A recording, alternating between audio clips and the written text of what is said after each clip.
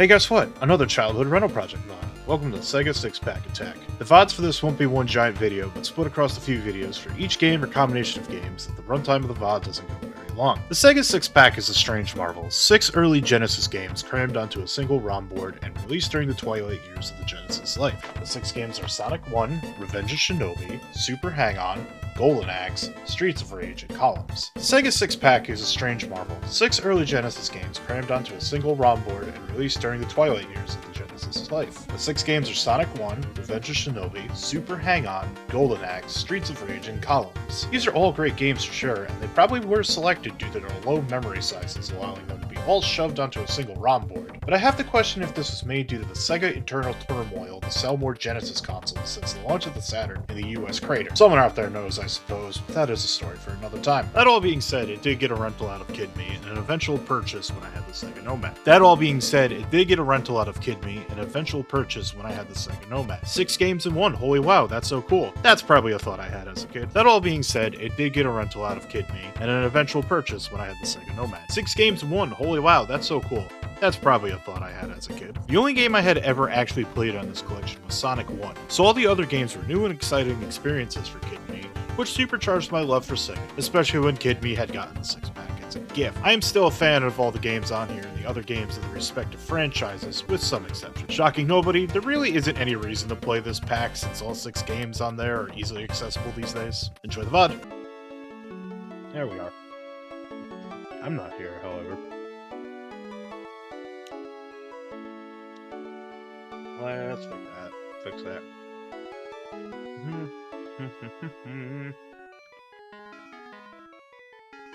Okay, this shower came in. It's awful. Why did I do this, Michelle?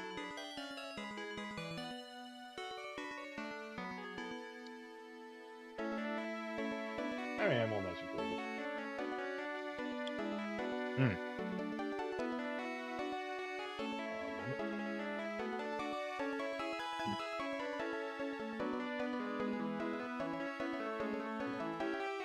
Alright, so, hi, hello everyone. How's your Sunday going? Anyone listening to this, past, present, future? The Sega 6-pack. It was a single cart game that had 6 games on it. Most of them, like, kind of launch title window stuff, like Super Hang-On, Sonic 1, Revenge of Shinobi, Golden Axe, Streets of Rage, and Columns. This was probably, I didn't do any more, like, actual research on this. This was probably done because these were, like, some of the smallest, like, popular Sega games out there, so they decided to be like, alright.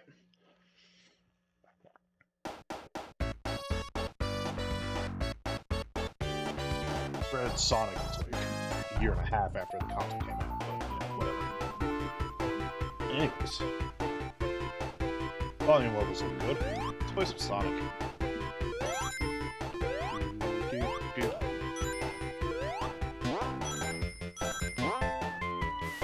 Now, as far as I remember, the emulation on the 6-pack is pretty okay, but I think there are a few issues.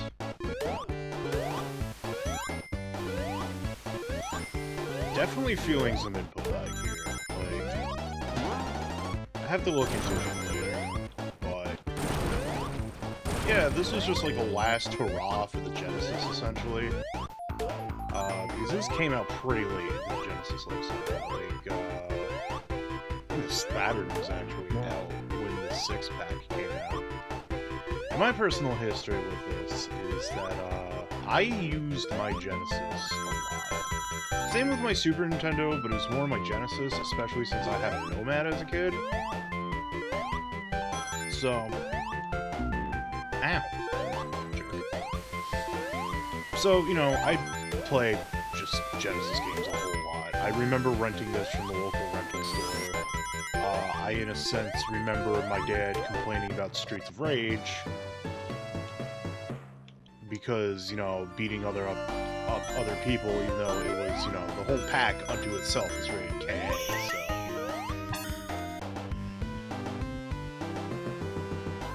I didn't really play too much Streets of Rage on that until, like, I think it was the 6-pack itself was given to me as a gift. so that I just owned it, because it's like, honestly, when I was a kid, when it came down to like getting video games, like the rare opportunities that I could just get a video game, I would always go for compilation games. Something like this. More often than not, it was something like, you know, a arcade compilation, usually of Midway games, Atari games. The ones that, like, before Williams decided to just, like, completely dip out of video game publishing and just sold everything off the Midway. Like, the ones Williams would put out, like, Midway ended up with the arcade rights to Atari games, so they always have collections. Kind of like, you know, the one I played the most is the one that had, you know, Joust 2 and Spy Hunter 1 on it. I didn't end up playing Spy Hunter 2 until I was, like, in high school. Let me tell you, terrible time. One moment.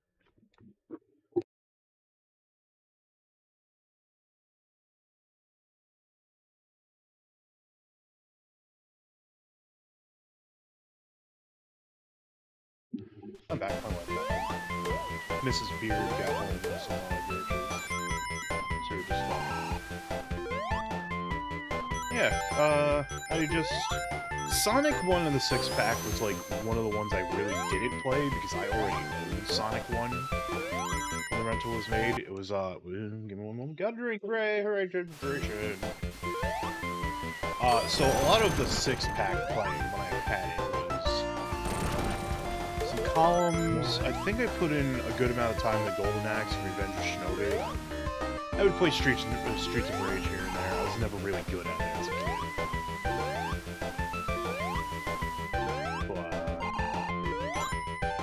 I know outside of the 6-pack, Revenge of Shinobi was like a game I played incredibly often, especially on the Sega Smash Pack disc that they put out for, at the time, PC and Dreamcast. I think the Dreamcast had a few different ones, but Sega Smash Pack 2 was like the one I played often. Played a lot of Shinobi. Whoops. Got destroyed by my own self. I don't know. Those jumps are all with, you know, Sonic 1 is good feeling as it is. Though, you know, that was but... So yeah. Revenge of Shinobi is one that I played a lot of. I didn't get to play Shinobi 3 until, like, far later in my life. I remember the Sega Smash Pack 2. Heavily, not heavily, but, like, prominently advertising that it had the game Sega Swirl on it. And probably only, like, people very familiar with Sega as a company and platform in general knows what Sega Swirl is. But it was, like, just, like, a kind of, like, one-off Flash game. I don't know what, like, the game Sega Swirl's based off of, like, what its actual name is. There's probably, like, a name for it, but it's the whole thing where it's, like, you select, in this case, swirls. And when you select the swirls, it deletes all the same colored swirls connected to it. So the whole point of Sega Swirl was to, just get as many of the swirls gone as possible while hitting the record. And the big thing about that, especially for winning the Dreamcast, is that it had online crossplay with PC and Dreamcast players.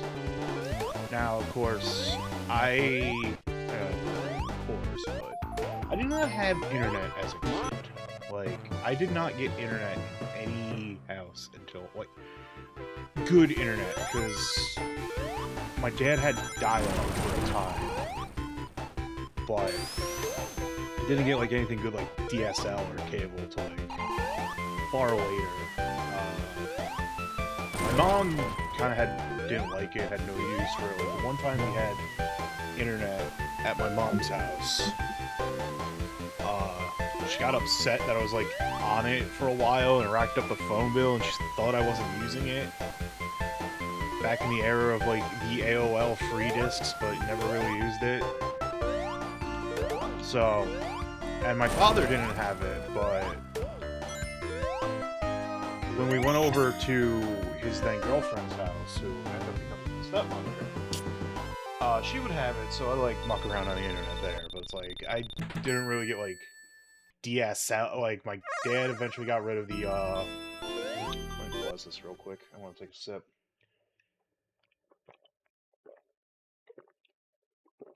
So, didn't have internet, high-speed internet-ish until like, whoops, way later, and it was very funny for someone like me who really wanted to play, you know, StarCraft or Warcraft 3 online, which I got to do. Like, that was a real good time.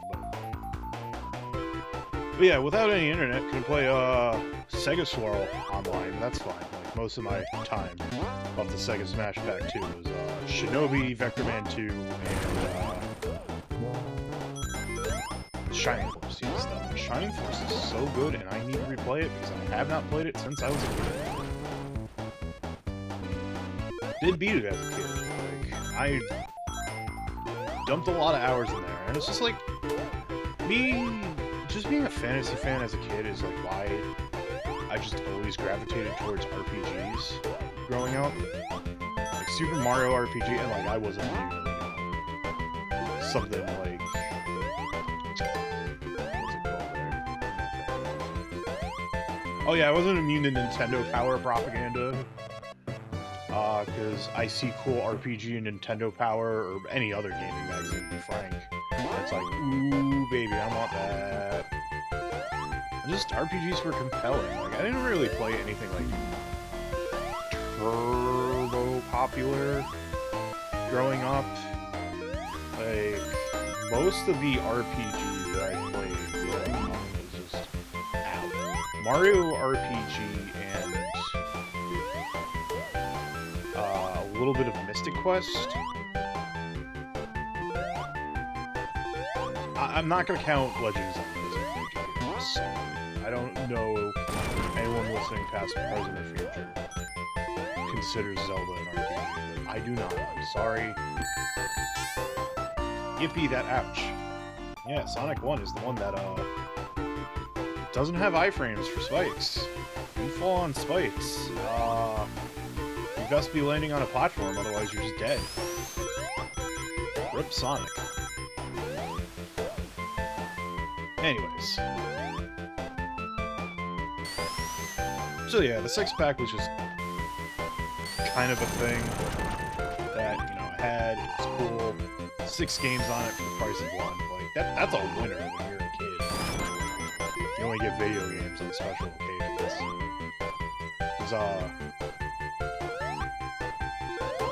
Mine was not a family that gave allowance. There was no saving for me. I was just using Christmas money, stuff like that, to fund child entertainment. Oh, here's Robotnik 1. The iconic ball and chain.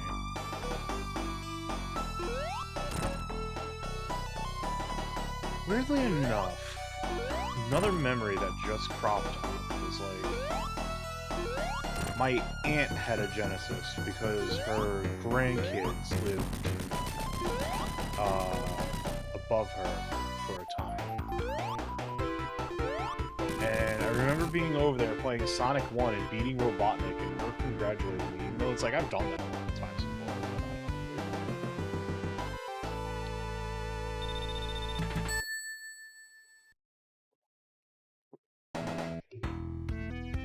But yeah, all this week is going to be me playing this 6-pack. Might tackle the longest game tomorrow, which is definitely going to be Super Hang-On. I don't think it's, like, long to, like, beat original mode, per se, but it is a lot of races, and a little, time-consuming. I thought you could speed that fireball. Sonic, I thought you were the fastest thing alive. You can't outrun a fireball? Lame.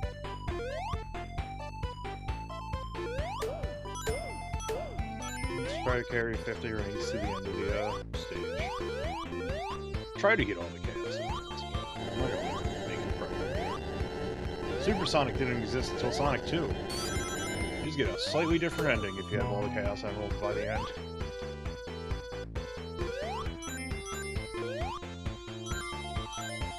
Remember the PS3, like, standalone Sonic 1 release? I think, like, one of the things you had to do was beat a Deathless in order to get a trophy. I don't think it had a platinum, mind you. It was, like, one of those arcade releases.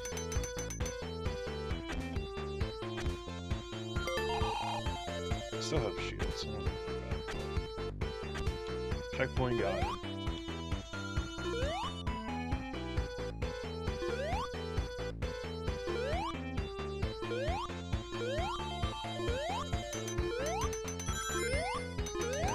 A lot of memories just coming back right now. I don't play Sonic 1 all that regularly, or Sonic in general, but it's definitely also, there was a bug there where that close to the wall, I just cannot jump. Sonic 1, good video game. Probably could have used a little bit more QA, but still. Sega of Japan, that team did a good job.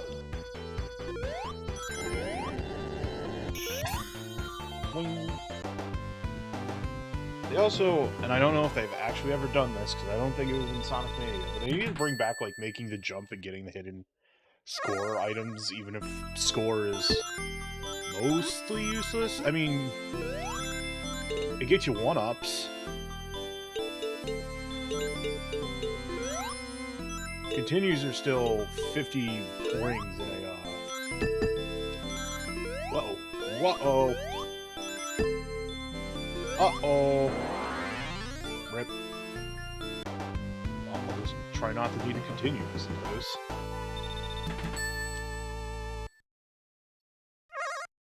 I think, like, all the, like, super cool, like, decomps, mobile version, fan versions, etc. Add in that category killer segment is taking its sweet time.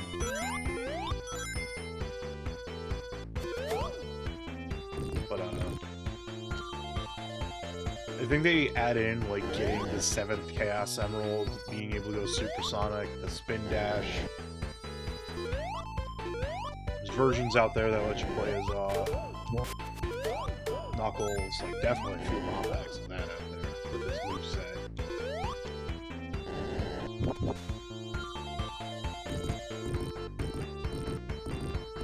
May one day just, when I'm not feeling running random generated game picks, maybe I'll just be like, you know what, I am just gonna find a Sonic 1 ROM hack and play it. There's probably a bunch on my mister, which I need to do, like, actual file maintenance for this thing. Everything's just unorganized and disjointed and everything else. I would like that shield, please. Thank you.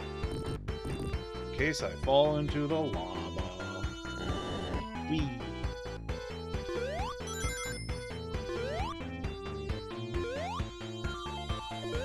Yeah, I love the running jump bug that this game has, because I don't know what triggers the bug, quote-unquote, but there is sometimes when, like, jumping off of certain platforms, what ends up happening is, like, you're not in a spin dash, you're not in a spin state, you're just in, like, a normal walking state, which means you can take damage from that. That was also an issue in some parts of Sonic 2, where it's like, especially in the Wing Fortress, or whatever that episode is called, where dismounting from hanging on doesn't put you in a spin state, and sometimes there's just an enemy, like, right there. So, luckily they got that squared away by Sonic 3, but it was still quite annoying. I like one-up. No, I can't get the max points. I'm a failure. Gotta turn in my Gotta turn on my gamer card and my rental card. This astounding failure. I really like here. Spinning outfit. Ability though. Just walk across the lava. No issue. I do kind of wish, like, later Sonic games after this one kept the super long sparkle trail when you're invulnerable, not the small one that they had, but say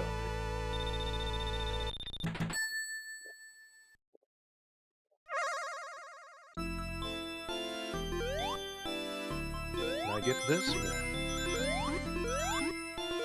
I would actually like some continues for insurance, so...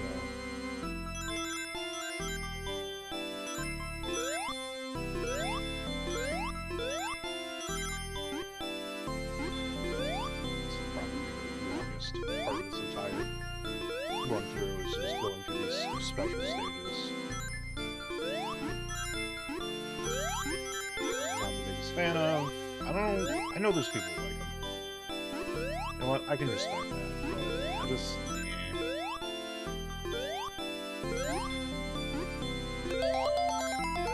I've got the continue, so... if I don't get the emerald, I'll be okay with it.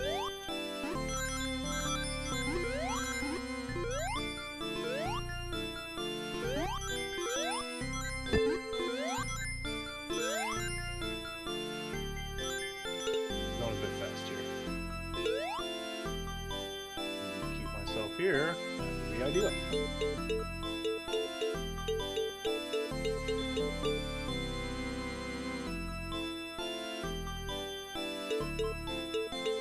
Don't need. Oh dear, got a one-up from my troubles. That's good at least.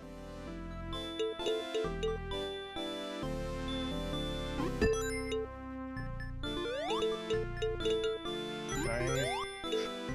There we go. Sick. Clean. May have not looked clean, but it was clean, trust me on this one. I've got my continue, I got an extra life.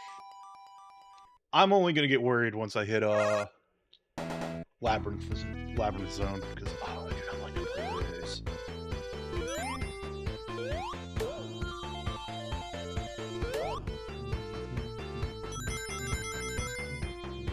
I was like going down this pathway. Just did. Felt like it was off the beaten path. After all that fall. You can go that way if I recall correctly. Ah, yeah, see? Because I wasn't in an attack state, I couldn't break all those blocks.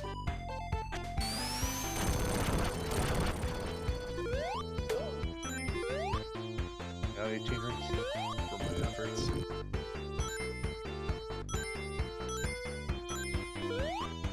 These sequences here are my least favorite part about Marble Zone. They're just slow. Why did I hold the ass for that long? I didn't hold the ass. Captions make me look like a freak. Not really.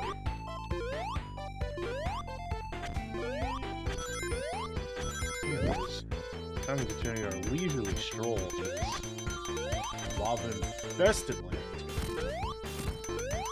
Yeah, there's like a little secret here. A little bit of a route switch you can do here. I'm not going to do that, though. That's dangerous.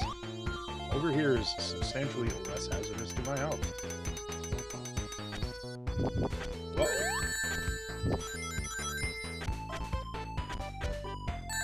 Ow. Cat killer, you jerk. Now I have no rings.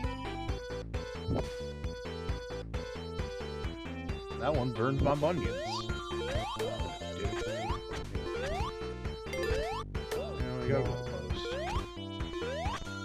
Gotta shield for my efforts. It's a robotic fight. I don't need to worry about, you know, pulling the rings during this fucking stage.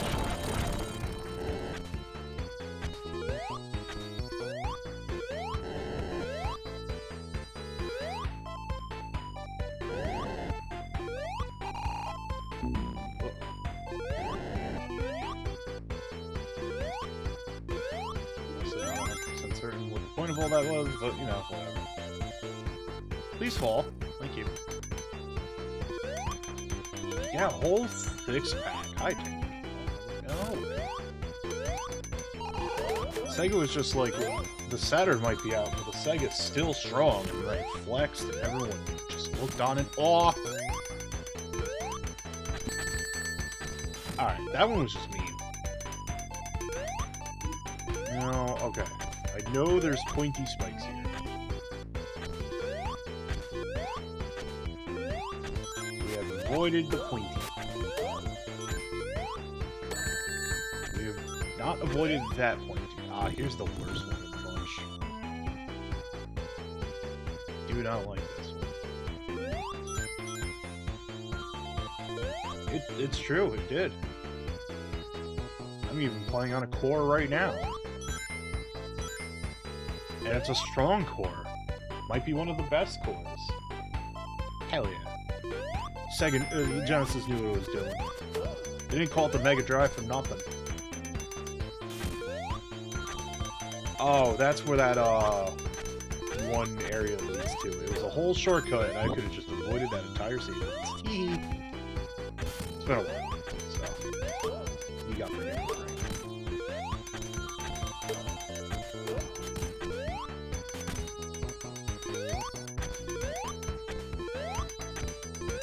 Alright.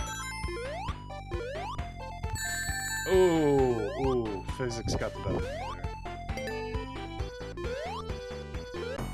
there. And this robotics. I say. Whoops. Yeah. It's getting greedy.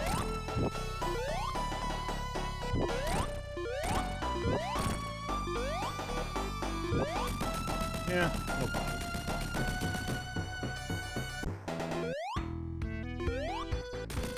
No ring bonus, but we're off to, somewhere else now.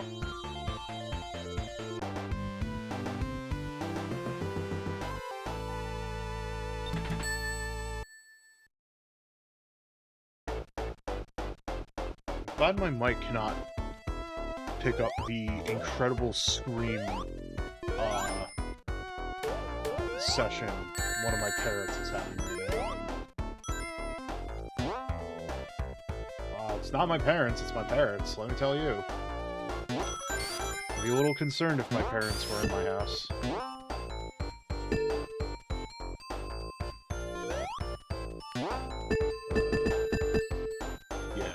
For those who don't know, I have 2 parents. They're both jerks, as parrots are, but, you know.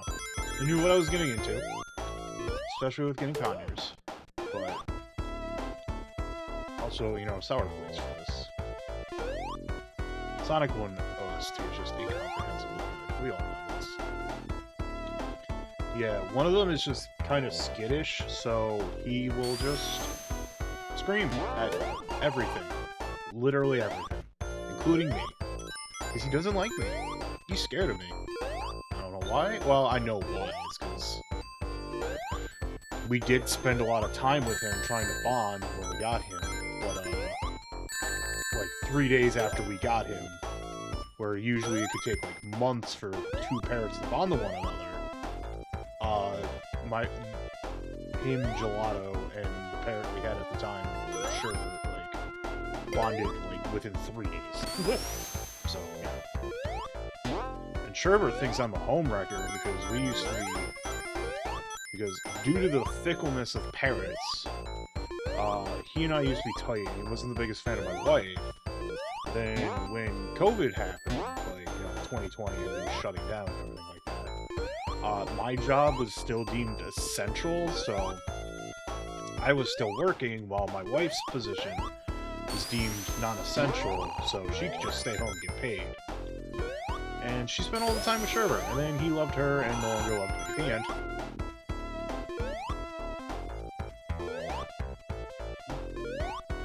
No, but really, that bird no longer loves me.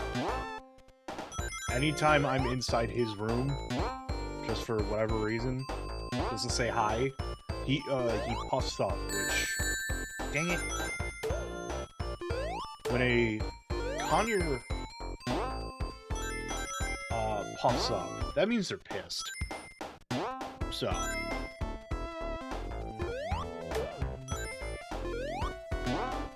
yeah, it's like it's hard for me to like be like, what is the superior audio here in terms of like the Genesis, between the Genesis and the Super Nintendo, because I can fully admit, like, yeah, the Genesis does indeed have lower lows, but in the grand scheme of things, like, sure, the SNES had the audio advantage because they just had like a backdoor deal with Sony to get, you know, a Sony sound chip into the SNES, but like you really can't deny the je ne sais quoi, as it were, for the FN synth. Yeah, like it's still kind of funny, like in the grand scheme of history, on how like instead of like going to like this new console, despite still being like third party, like the big three of like, well, mostly just Konami and Capcom just decided to stick with Nintendo as they were. Yeah, and it's like, it is quite amusing that Treasure pretty much essentially was second party to Sega for like the longest time. Like, still technically a third party studio, but I like to think that Treasure just dealt with Sega pretty exclusively because, you know, Treasure being a conglomeration of, like, disgruntled former Konami devs, and Konami's doing, like, all this stuff for Nintendo. Not to say that Konami didn't publish, like, multi-plats, but Konami and Capcom exclusives were more on the SNES, and slightly far stronger for it. Yeah, it's like, despite all that, like, I know... Yeah, Konami's fare on the Super Nintendo is weird, because I feel like Konami was more all-in for the, ow. It almost feels like Konami was far more all-in on the TurboGrafx, the PC engine at the time. Because, I mean, Castlevania Bloodlines is just immaculate. I don't need to tell anyone that. Game is immaculate, it's amazing. Not Bloodlines, Rondo of Blood. Bloodlines is still a good video game, don't get me wrong. And it's like, I'm still, like, in the grand hierarchy of things, I'm also taking Bloodlines over, any of the Super Nintendo Castlevanias. But it definitely felt like Konami was, like, far more in on the TurboGrafx, and, like, Bloodlines kind of happened because it's like, eh, you know, whatever, we could just make a Sega Castlevania. It's fine.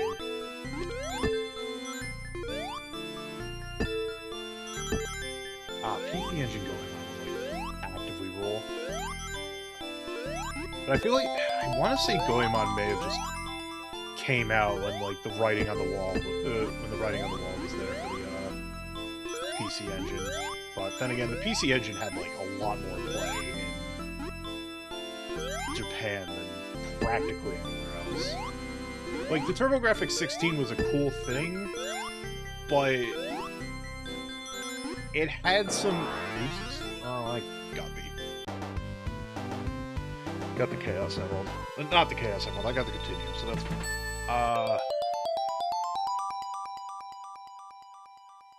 Like, yeah. But having worked in, retro video... wow, I was about to Scooby-Doo that one. Retro video game retail.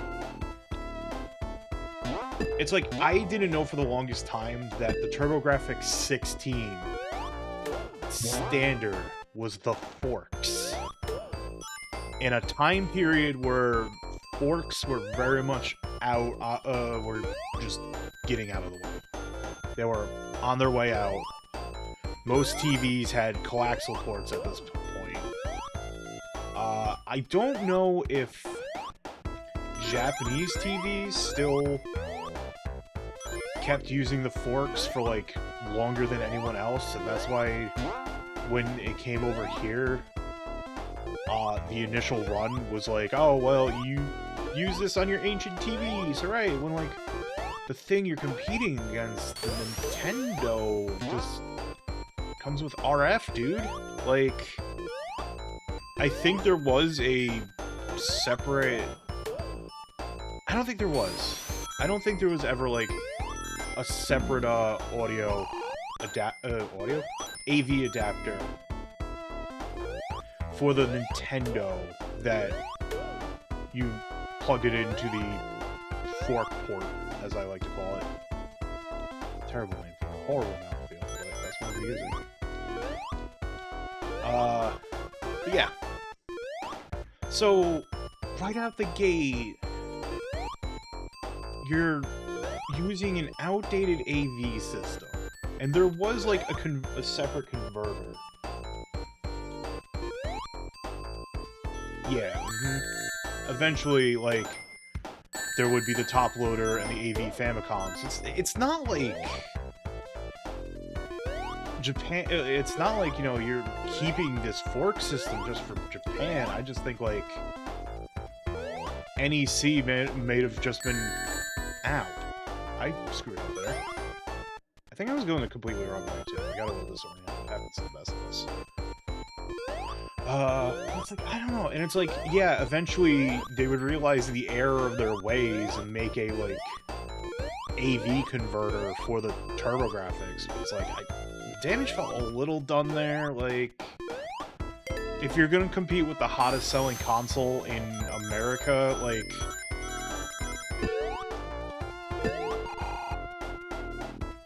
yeah, that too, and I mean, it did at least last long enough for them to try to bring out the Turbo Duo here, but the advertising of the Turbo Duo is ooh.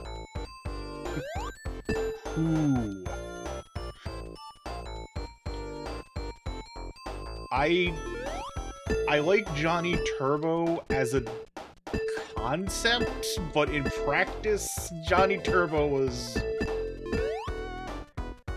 not cringe, but not spectacular.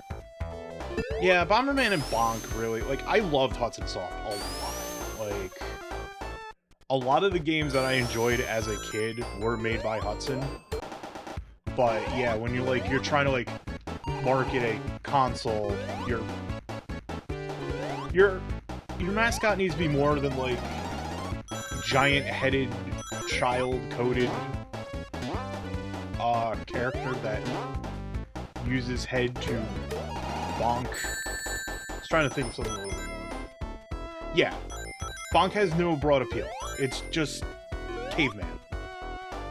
And Bonk games are cool, like, legitimately, just, you know... You have Sonic with his attitude and his speed, and then you have Mario, who's just freaking Mario. Gotta get something with a little bit more oomph there, and well, you know. But it's like, I appreciate what they tried to do. Like, by the end of the day, we did get an official English dub of East 1 and 2 for the Turbo Duo. That actually had some, like, prolific voice actors going for it. Yeah, it definitely had that going for it. Speaking of which, oh man. I think after I finish the 6-pack and play, like, 2 other unrelated games to the Childhood Rental Project, I am going to die. This is it for me. Goodbye. I'm gonna return to rolling RNG for games again. Like, I just hope Felix the Cat pops up. The Felix the Cat NES game is, like, unironically good. Also Hudson Soft, like, connecting to earlier discussion.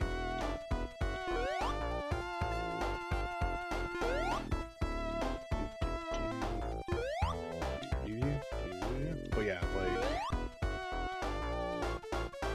Yeah, I'm playing this on the Mister. I was, like, mucking about with some emulators, because I actively really enjoyed playing Sonic. Yeah, this is the newer Genesis core I'm using. I think there's a slightly different one. I haven't run Update All in, like, a few weeks, but this looks like the updated one. When I was playing Aladdin, back in September, I did run Update All. Yeah, it's been like a month and a half since I've run Update All on my Mister. But when I was playing Aladdin, I did run the Update All, and the differences between the old core and the core that Update All pulled for me were, like, significant. I thought I pressed the jump button. Turns out I didn't. Hell yeah. Honestly, I like the 486 core a lot, and I just appreciate the, you know, the whole je ne sais quoi to running Windows 95 on your Mister. But I will also admit it is work, and if I ever, like, for some future projects that I'm like, no one saw that. I mean, at least 2 people saw that, probably. I'll be generous, but yeah, I have to run the updater so I can grab the Saturn core, start dumping stuff and prodding around with it, because, like I said earlier, I need to completely reorganize my Mister. I almost want to get a new SD card for it, but no, I gotta move some files around, make it a little bit more organized, all that jazz. Thank you, FTP. I'm gonna do that after this while I'm watching the Marvel vs. Capcom 2 tournament. Yeah, 4 o'clock is like the hard cutoff for this stream, so that's why I'm hoping Sonic 1, I can beat it within an hour and a half. I should be able to. I'm on Labyrinth Zone.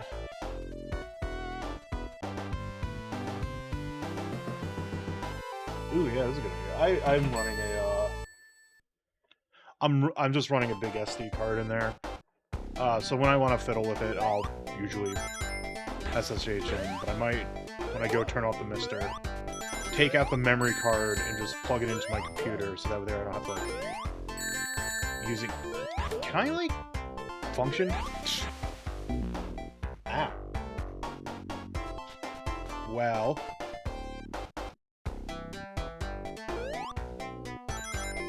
Honestly, you know what? If I game over, there's always cheat codes.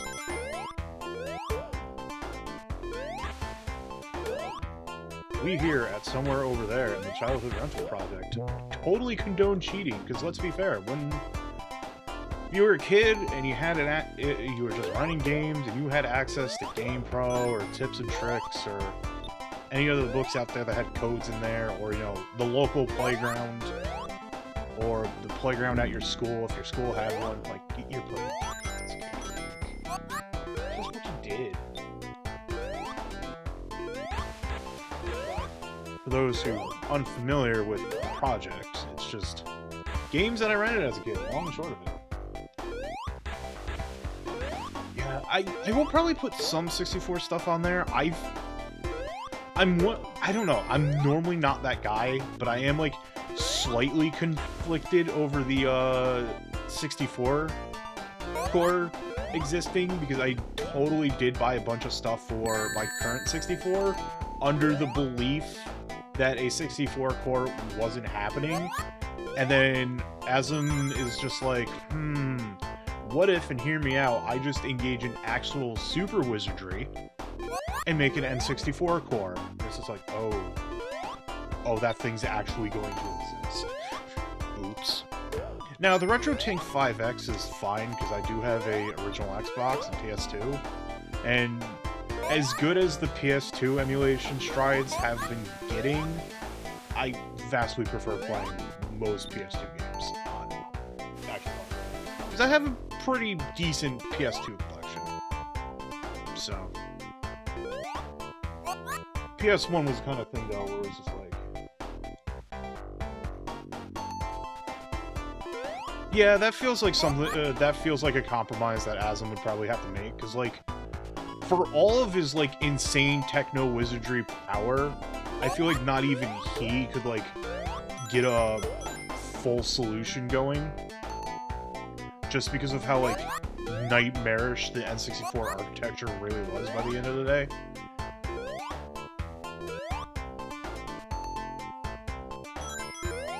And I know he makes his cores compatible for those who don't have, like, the additional RAM upgrade, but have the, like, normal, the normal RAM. Oh god, oh god, oh god, that's gonna kill me. Because I know, like, there was a point where it's like, you know, might need to get, cores running, but you might need the additional RAM on the Mister, and he's like, well, nah, JK, I actually managed to get it, to a point where you don't actually need the additional memory. Guy also made, what, the 2-player... He did Wonder Swan and the Game Boy 2-player core, which... I don't think the Wonder Swan's all that, like, difficult, but... I know Joe Tago is working on, the Neo Geo Pocket Core in his spare time between the arcade cores. Oh, I love that stuff. Well, I made mostly up here. There's the water. And the floaty, spongy brick there. I don't think I'm getting 50 rings by the time I complete this level, that's fine. That ball is so angry. He needs to get out. I don't know if they're gonna... Yeah. The Mars one, I'm a little skeptical on. Like, it'd be nice for them to be successful. I'm an optimistic person, but you gotta always have a little bit of a healthy dose of skepticism when it comes to that kind of thing. But we'll see. Dang it. I always miss the bootleg Grounder. Or is Grounder the bootleg compared to these guys? What makes you think? Honestly, with the 64 core existing... I hate this stage, I hate this stage, I hate this stage. With the 64 core gonna be a thing, I'm pretty set, because anything PS2... I mean, gun to my head, Dream Core would probably be GameCube, but Dolphin is, like, so good as an emulator, it almost feels unnecessary.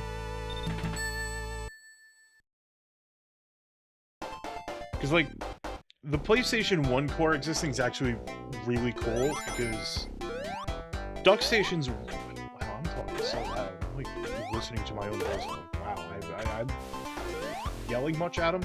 Yeah. But, as cool as DuckStation is, I love DuckStation so much. Got a better 68K.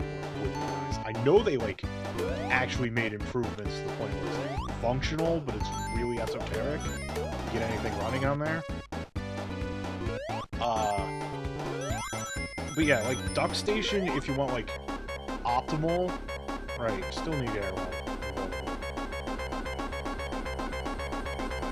Vulnerability does not extend to sonic lungs, unfortunately.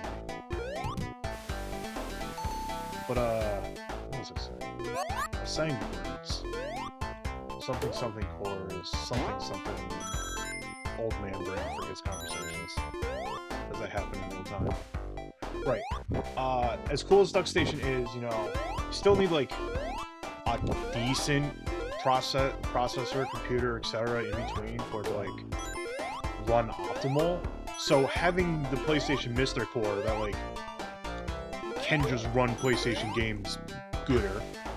Yes, I said gooder. I think there's something I need to press. Later, like, PC 98 would be really nice to see, but I almost feel like that might be, like, the lowest priority ever, because I don't know. I don't feel like there's, like, anyone that has the know-how to program for the Mister has any experience with the PC 98. I could be completely mistaken, but... Yeah, I'd like to see it there, but at least the, that one PC... Oh, there's the Switch. Okay. I always forget the name of it, but the one PC98 emulator that's out there is exceptionally good. Only issue with that one is, I think, like, there's no... I haven't looked into that, emulator in forever, so... Might not be any English menus, because it was, like, a wholly Japanese-devved emulator, if I recall correctly. Gamecom doesn't need a solo. Signed, a person who, as a child, was so hyped up for Gamescom because I was never immune to propaganda as an 8 to 10-year-old. And just ow. Just ow. Just ow. Just ow. God, I put an embarrassingly high amount of time into the Gamecom as a kid, like...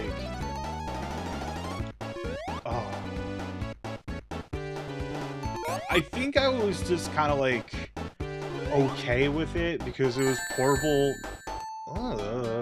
Hate this stage so much.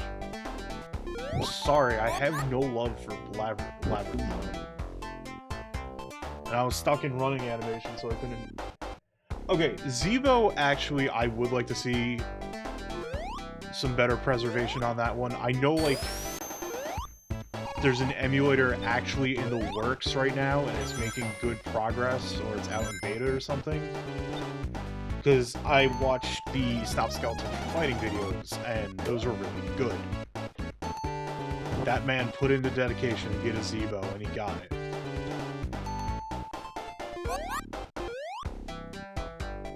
God, no, absolutely not.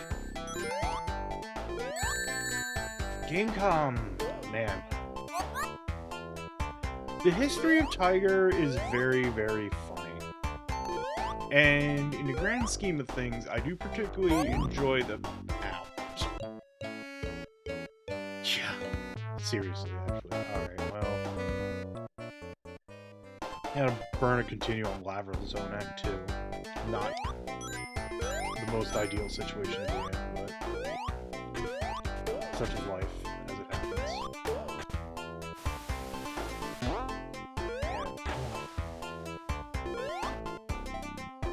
Like, what Tiger and Mattel are trying to do, especially Tiger, since, like, they got bloated off the,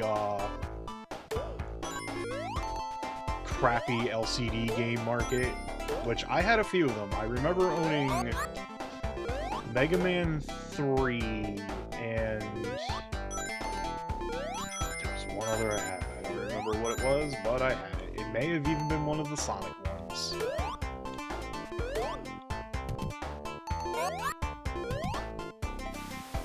I would love to see a bunch of, like, and I know there was, like, a development recently on getting more, Java-based, getting a Japanese phone Java-based emulator going, as of every time. But yeah, it'd be nice to see, like, a lot of those, Java phone games preserved, especially the Japanese ones. There's a lot of interesting stuff back during that era.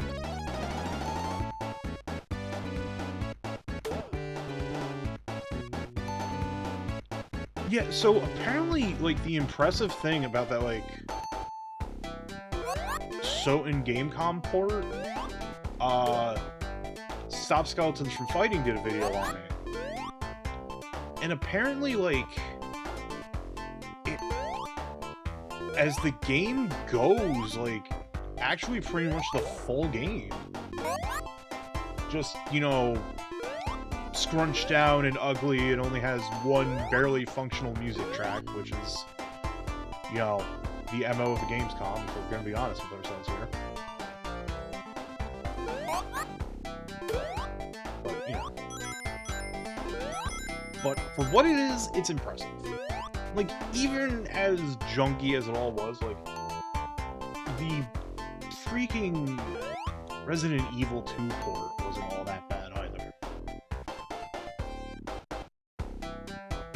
Like, which is funny and mildly shocking, considering, like, they put Sonic Blast on the Gamecom, and that was, like, absolute garbage.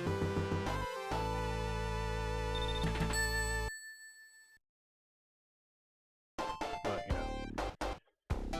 you know. That's great. Yeah, I love Darkest content. Act 3 of this level. Let's see if I can get out without burning all the continues. And see if this is a cheat code-free playthrough. Because how much time do I have left? Hour and 20. Still easily doable in an hour and 20, but, you know, to get it done, I am going to have to, if I game over, without any more continues. Hey, have I said recently how much I do not like this zone? Have I said that recently? Yeah, those are fun times. Oh my god. Sonic, stop being in abject despair of falling through a waterfall and just get through it.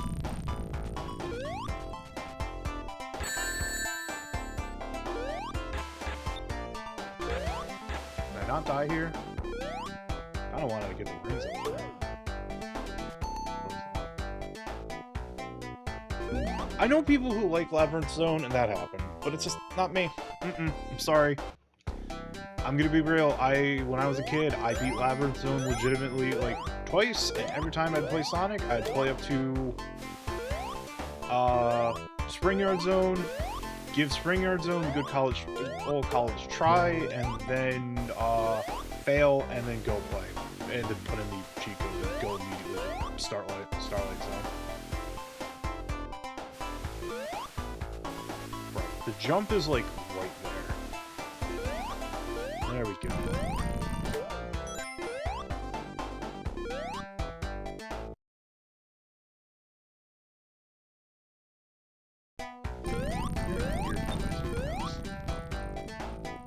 No clue what it is. Oh, that's what it is. My wife is getting water for the dentist. Also, I don't like the weird faces in the background. I'm glad that didn't actively kill me.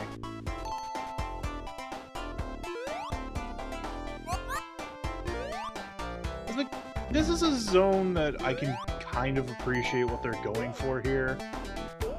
But and this is something I kind of noticed on the Sega games that I have played so far as part of this project. Especially ones that, like, usually come directly from Sega themselves. Is that a design philosophy of, like, a mid-game difficulty spike, but then, like, after that, like, difficulty spike, everything kind of, like, returns to normal. When I played Decap Attack, that definitely had an issue, because the stage 5 boss of Decap Attack is, like, pretty tough for what it's worth. Like, the entirety of stage 5. Like, every part of it is just... That shouldn't have happened. Did I even hit a checkpoint? No, I didn't.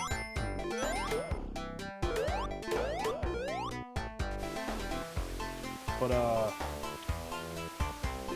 yeah, like, the entirety of Decap Attack Stage 5 is just a massive difficulty spike compared to everything else in the game. And then, when you get beyond that, the boss... Everything is just kind of a joke at that point. Like, even the final boss is easier than the Stage 5 boss. And it's just like... What is this design philosophy? Like... What was the thought process? And, like, I've never played the original Japanese game that Decap Attack's based off of. So... It could be vastly different in that game, but it was just a weird design philosophy. And it also, I don't know, like, I do want to compare and contrast, just to see, because, you know, like, everyone does have the whole thing of, like, games getting modified, retail difficulty has that. Like, I understand what people are trying to say when it gets called retail difficulty, and I don't know if that was a term made by someone else. But, I don't know, I don't feel like making a game harder is gonna, like... Yeah, sure, it might prevent me from renting it again, but at the same time, like, maybe I'll rent it more because I want to complete the challenge. Maybe I'll just go out and buy the video game because I want to complete the challenge on my own time. Not that I could go out and buy the video game this game, but, you know.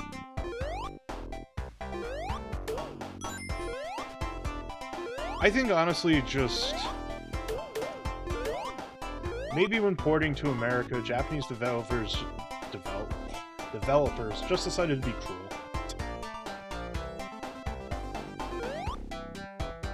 But, you know, there was, like, an incredibly strong anti-rental sentiment during that era, so...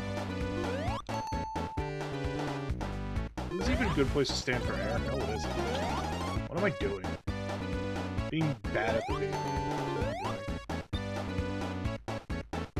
I do not know if there's an air bubble, so... do that, thank you. Ah, dang, that was a lot of video. There was an air bubble. Right there. Alright, I have 2 rings, which means it's still completable.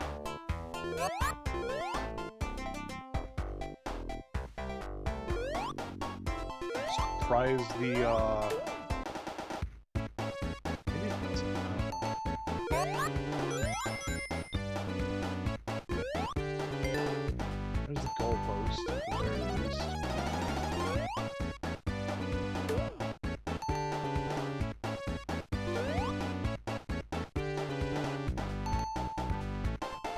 I don't want to risk it. I don't have this level 2 memorized all that well.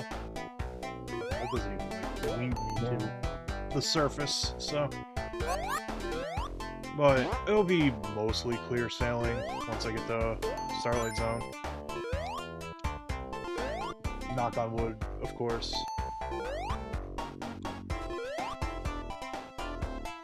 Good job, Sonic. Proud of you.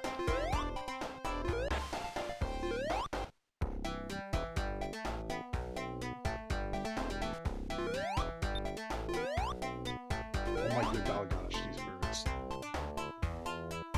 They're just having a screaming match right now to whatever is outside that they feel the need to scream at.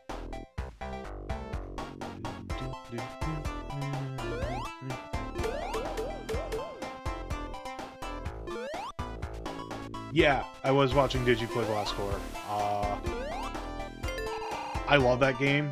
I also know exactly what you're talking about because, oh man, oh boy, oh boy. Okay. It's like the Silverback, or whatever it's called, the dump truck there. Still universally hated. Everyone I know who really, really likes Blastcore, which is a lot of people, me included, are like, yeah, this game's fantastic, but every time you have to use the dump truck, it's just a bad time. Yeah, there's a little too many levels that use it. It sucks.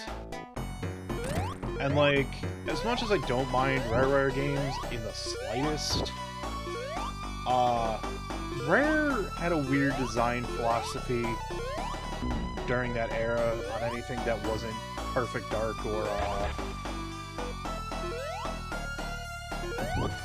GoldenEye, where a lot of the games of theirs during that era would always have, like, some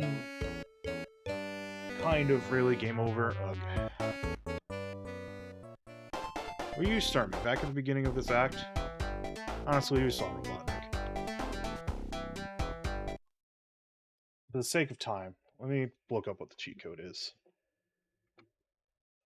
But, yeah, but, like, I like Perfect... I think Perfect Dark's, like, the best Rare game ever made. Straight up. Like, that's my opinion. I will die on that hill.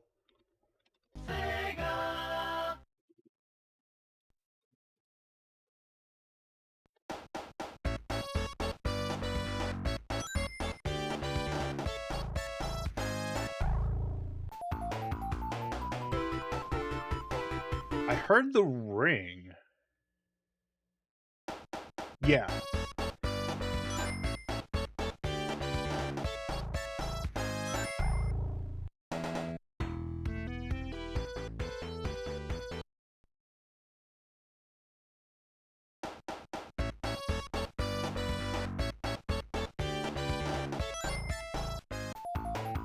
Alright, I hear the ring.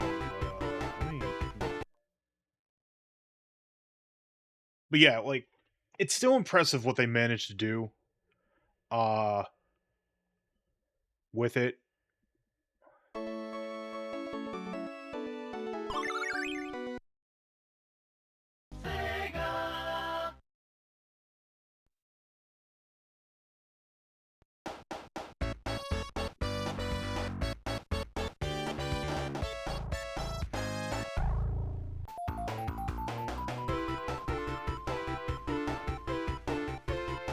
Oh, okay. The Game Boy Color Perfect Dark is... Oh, okay, cool. It's just up, down, left, right. Alright, neat. Alright. To Starlight Zone. So the Game Boy Color one, I kind of want to replay it because I played it for this project before I kind of got hit awash with, like, all the depression in the world, and this all went on a hiatus. And I never recorded or backed up the VODs, so they're lost. But, like, the Game Boy Perfect Dark is incredibly impressive. Is it a good game? It's very hard for me to recommend the Game Boy Perfect Dark by the end of the day. But what they did, especially for just what the limitations of a Game Boy Color cart, is some sick wizardry.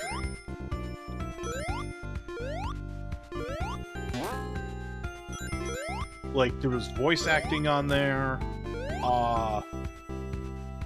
Like, they went with, like, digitized sprites for the thing, which incredibly impressive for, you know, once again, the Game Boy Color.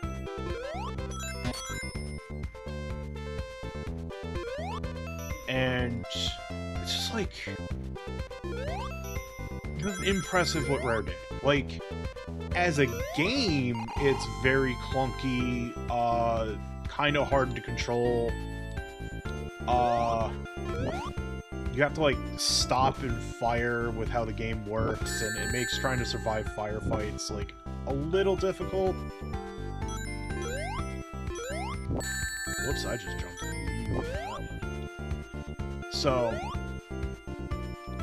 and, like, there is a bit of, like, neat gameplay, like, mixing up the gameplay at points where in the training stage you have to, you go into, like, first-person view, and you gotta, like... Can I even clear that? I don't know. Maybe not. Oh, like, you gotta go into first-person view to, like, shoot the target dummies. Everything like that. The real problem with Perfect Dark Game Boy Color is some of the boss fights. Like I was saying earlier, there's this whole thing of, like, gameplay mixes up a little bit. And one of the boss fights is just playing against, like, deep-fried Objob, essentially. Like, the guy is, like, some weird southern-coded terrorist dude. And I don't think he's throwing his hat. I think it's, like, just you and him having, like, Windjammer style-ish fight against one another, where it's like you have to throw the chakram at each other and try to kill each other. This one's a little difficult in this game's physics. And then there's, like, one boss fight where it's 2 of them, actually, where it plays like a Cabal shooter. If unfamiliar with the term, that's based off the video game Cabal, where you were a dude at the bottom of the screen, and shooting and moving was, like, independent from one another. So you had to, like, stop shooting to move yourself.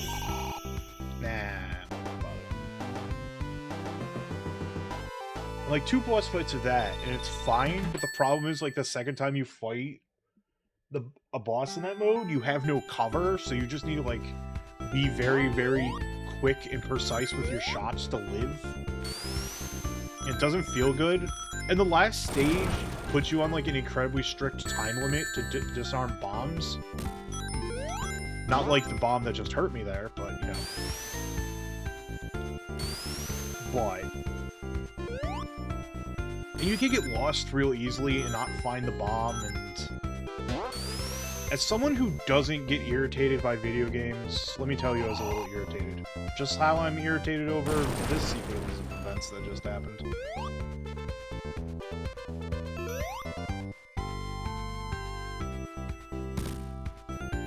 Thank you.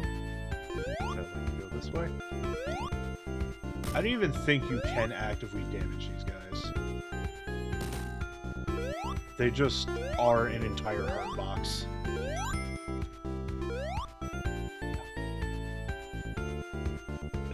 So the Quest 64 Game Boy Color one is incredibly funny to me because it is beat for beat just a demake of the 64 game. And honestly, it's a better game for it. Well, that was a cascade of failure that just happened.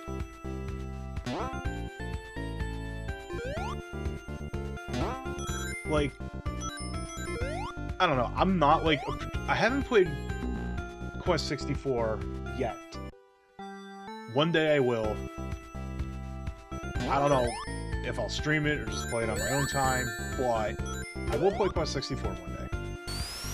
But the Game Boy Color version, turning the game into, like, grid-based, just, like, substantially... yeah, you cannot kill these guys. This substantially improves the game, like, as a whole. It just...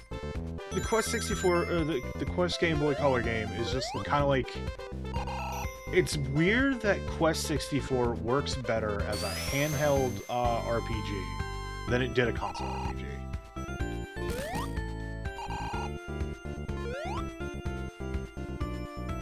Physics don't fail me now, but sometimes they do.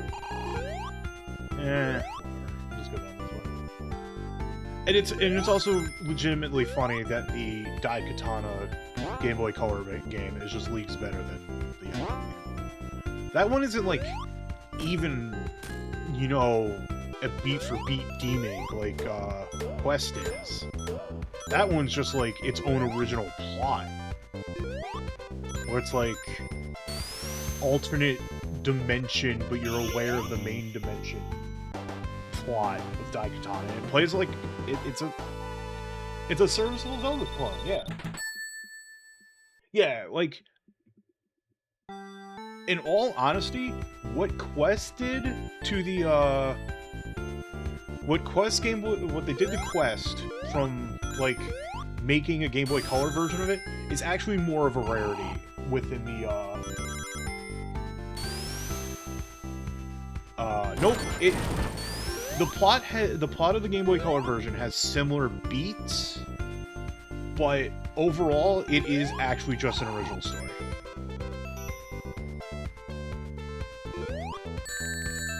I knew I wasn't getting through there, but I didn't feel like waiting. I just wanted the iframes.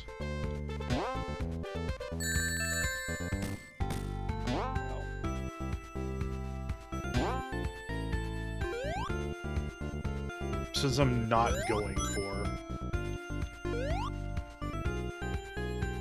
like, Chaos Emeralds or anything, I can afford to play a lot more recklessly. But yeah, I do wholly recommend checking out those Game Boy Color version of the games. Like, there was some pretty solid stuff on Game Boy Color by the end of the day. Yeah, it's very weird with like the tie-ins and the ports of games for handhelds, because like most of like the Game Boy versions of games were pretty awful, and then once the Game Boy Color came around, it's like either out or either we're doing a port that's sort of a demake but kind of a completely different game, or we're just kind of doing our own thing with the name. Yeah, because like the Game Boy Color going on, good. The Game Boy going on, bad. And I think it's just because like having a color palette and essentially a stronger handheld really did help things by the end of the day. I mean, the Game Boy Color was strong enough to handle, you know, freaking porting the. I would like to see that not Goemon game get a outside of Japan release, but I'm not particularly holding my breath. Anyways, it's the Robotnik seesaw fight. That's pretty much all you do.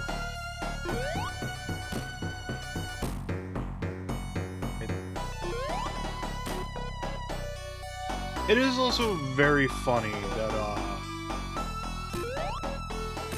Sonic 1, just for whatever reason, they had distinct lack of unique egg carriers. It's just Robotnik shoots the thing out, and you just kind of hit Robotnik when he's doing his thing for whatever the bottom of the egg carrier is configured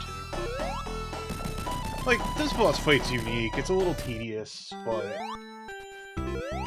every single boss fight is like ball on chain, spit fire, spike, run away, seesaws.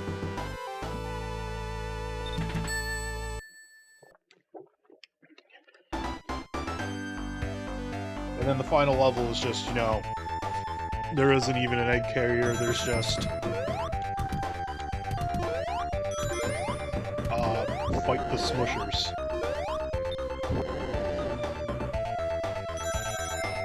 Good old scrap army, so this one killed me, right?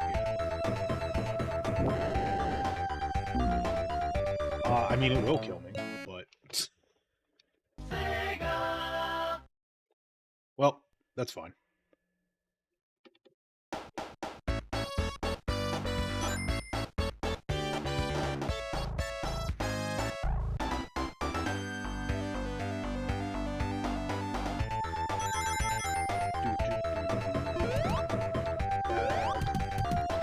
It's also, like, cruel that, just to show off, that you just immediately die. Oh, you're not paying attention? Death. You know, Sonic Superstars is something I definitely want, but I also just don't really want to pay $60 for that, you know? Not that I think it, like, looks ugly or anything like that, but I mean, I don't know. Maybe I'm spoiled on Sonic Mania, where that was just, like, a very insanely tight package of a Sonic game for a Wii release.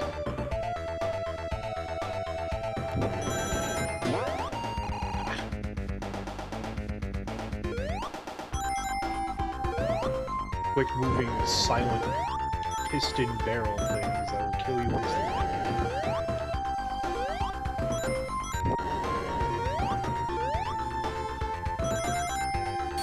Gotta take it. Oh god, saw blades. Forgot about the saw blades. Woohoo, hello.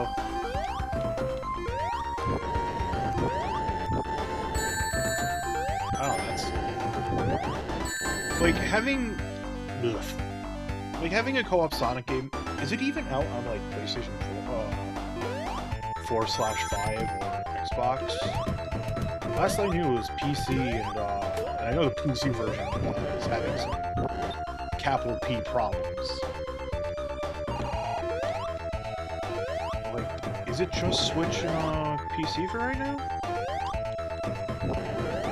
Also, one day I'll finish Sonic Frontiers. Oh, Sonic Frontiers. I'm not gonna buy it. I think I've only ever seen, like, it just having those versions. Like, if there was, like, a couch co-op Sonic would be cool. It's something me and my wife could do, but... I don't know. I'll probably... I know... a friend of mine is going to be doing a collab of that someday soon. Not with me, but with another friend of theirs. So, I'll watch that collab. That should be fun. But I don't know, it's just... if I can get the game on PlayStation, just sub $30, then...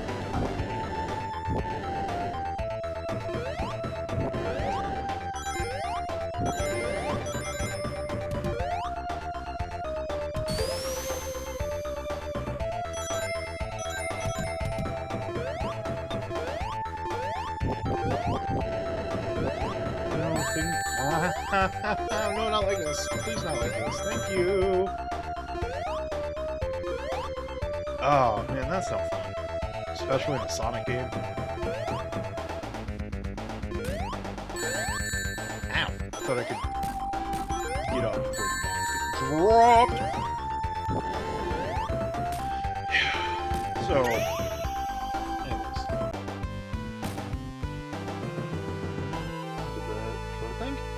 After the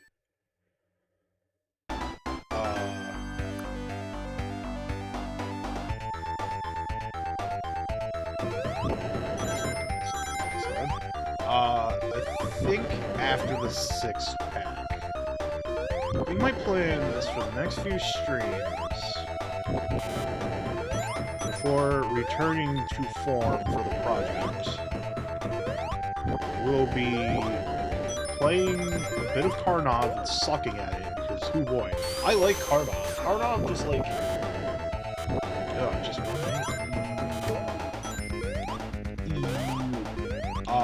I like Karnov.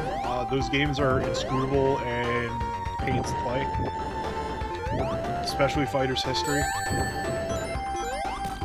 Pretty certain Fighter's History is just, like, the most input reading, like, frame 1 input reading type of fight game. That's Karnov. I just like Karnov as a character and a concept and how to play his games. The arcade Karnov is a little bit more screwable from what I can see, but the NES one is like, they're just hard games.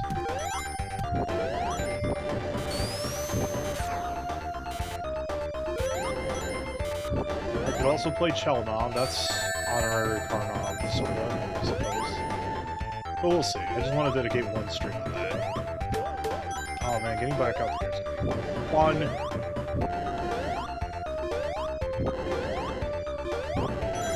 Oh, that actually wasn't as bad as I thought it would be. I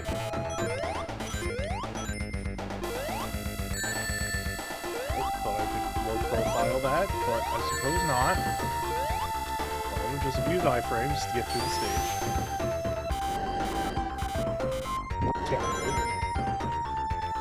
Well, I love the Karnov fire breath. Yeah, playing Karnov is just gonna be one stream, and I think I will do that Game & Watch stream idea that I had, where I just play through all the Game & Watch games and unlock everything in them. Like, probably won't be the most interesting stream ever, but I want to know something. It's something that I want to do, and by Jove, I'm going to do the things I want to do. I'm here playing video games because I can, and I want to, and I got killed. Alright.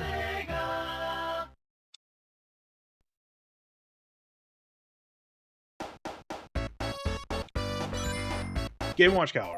Probably not the actual Mr. Horror Game & Watch games, because I totally pressed the wrong button, you know, but anyways. Game & Watch Gallery was like a big part of my life, like going all the way back to that whole Child Adam prefers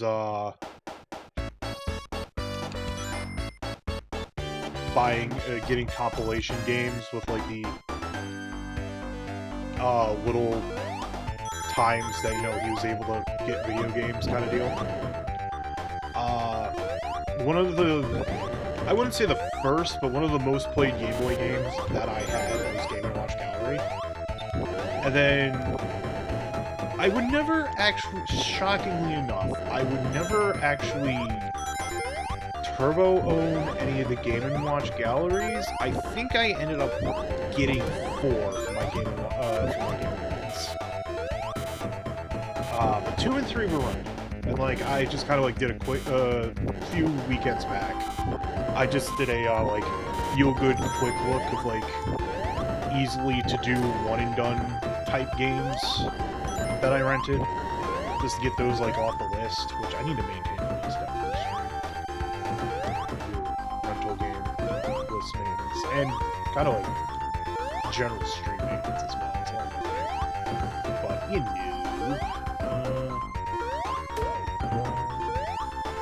But yeah, and then I just had the idea while I was like playing the Game & Watch games, like, you know, maybe I'll just stream all the Game & Watch games and just unlock all the goodies. Like, that could be done in like a stream too. It's not like Game & Watch games are like hard, and like the way some of the modern style Game & Watch Gallery games are, it's damn it.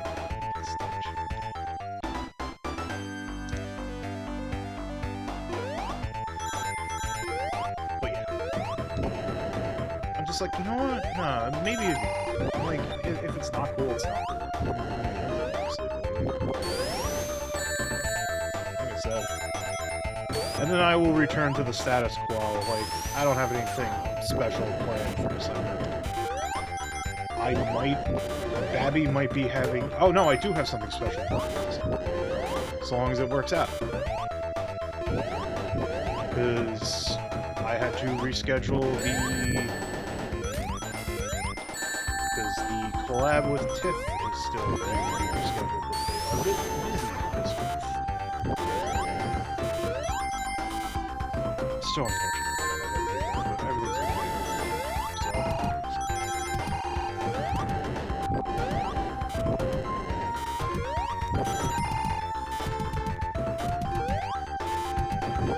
I hate how much you have to slow down when it's like...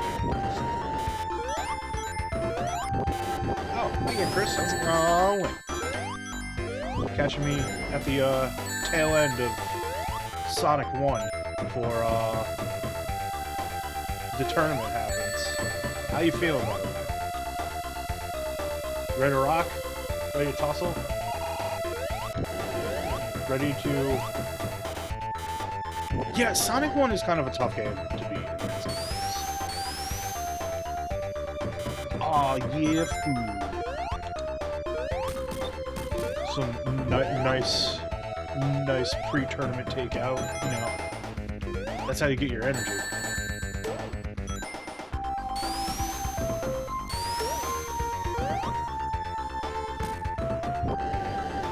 Oh no, what was your mom given? What cursed object? Oh, they handed her the NES game and not the movie. Oops. I have no rings, and I have no desire to die. We're gonna take this nice and slow. Because I still like Sonic 1. I'm still gonna make the argument that I like it more than Sonic 2. But then again, I did play Sonic 2, and like... Also, fun fact, the reason why I just did not beat Sonic 2 is Knuckles. Because I think I made mention... Okay, cool. I think I made mention of it when I, just stopped streaming Friday. But, because of Knuckles' lesser jump height... Yeah. Because of the, Knuckles' reduced jump height, you have to, like... engage in, like, incredibly specific timing. No, let me down here, please, thank you. Sorry, this route is so much easier than the other route.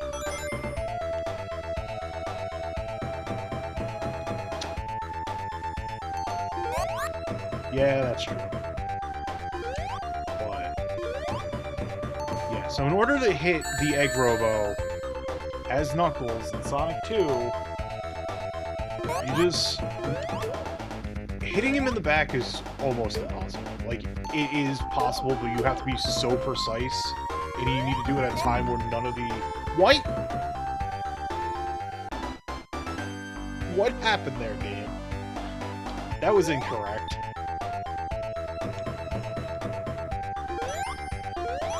But yeah.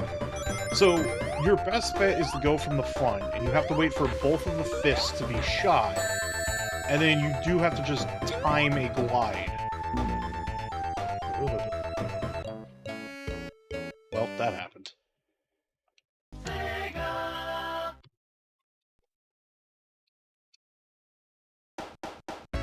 So, I honestly thought, I was the problem there, in the grand scheme of things. But it's like, oh, wait, no. No, never mind. The hitbox isn't adjusted. It is next to impossible as Knuckles. But at least I got Super Knuckles when I was playing Sonic 2 Absolute, so... You think I'd learn. You think I'd learn that there's spikes there and I could totally avoid them, but, you know... It's fine. We'll be fine. If I can beat this within the next 15 minutes, that would be ideal, because then I can play a little bit of Columns and just scratch that off.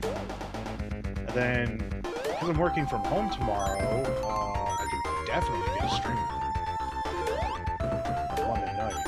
And most of that stream is going to be dedicated to Super Handy, a game that I love immensely.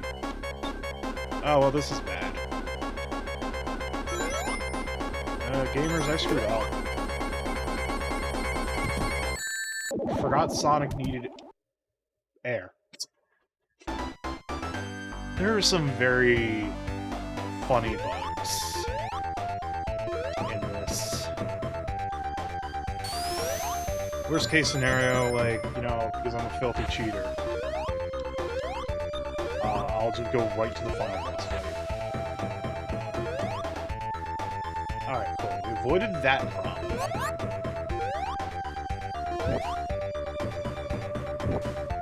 As far as I remember, I think this route is, like, shorter but harder. But if you just move at it, like, take your time, you're fine.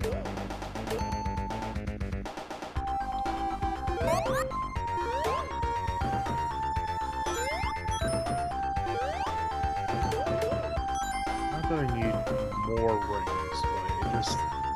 in case I take a hit, I at least have that insurance. Now, I would like some arrows. Please and thank you. Oh my good gosh, please? Please. Thank you. That was a little cruel. And I have no rings. So, you know, I'm having a good time.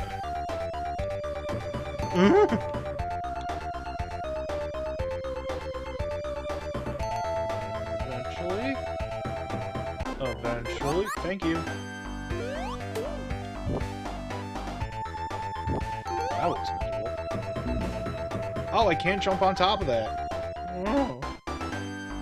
I still like this game. I still do feel like it peters out a little bit.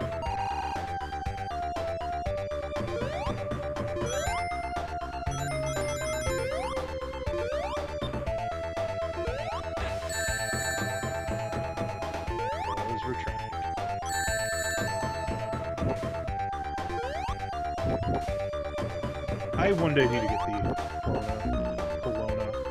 Colonialism collection. Yes, because that new Sparkster that came out, I was very disappointed with. I kind of almost want to replay it in a way, but I say replay in the context of play it and actually beat it, and not just stop after stage 2 because I'm just so thoroughly disappointed. God, Konami was not doing good with their re-releases, remakes, etc. Turtles in Time Reshelled, I'm sorry. Mid. I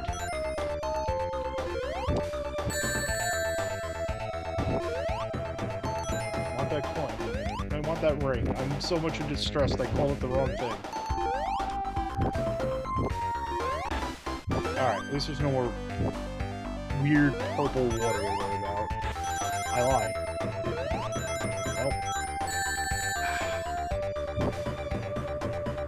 I think a lot of the difficulty of this part is just, like, the sheer lack of control you have, like, underwater.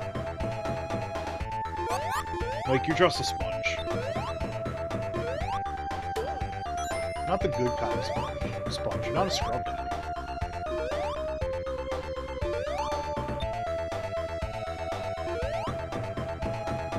Just leaving after that. Not too bad. Airball, please. Yeah, but yeah, thinking about it, just musing out loud. Sonic is a good game. Please give me air bubble. This level is so cruel.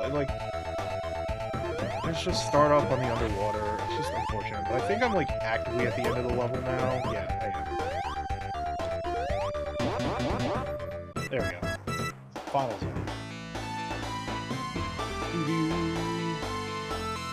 This boss fight honestly isn't bad. It's just slow.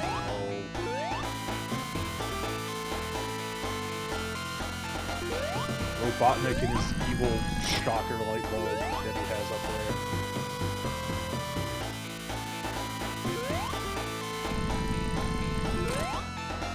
Alright. At least I'm getting pretty good with the pattern. That every time I made a guess there and ended up picking up. Uh-oh! I shouldn't be alive. Gonna be honest with you, should be dead. Excuse me, video game? That is a little rude.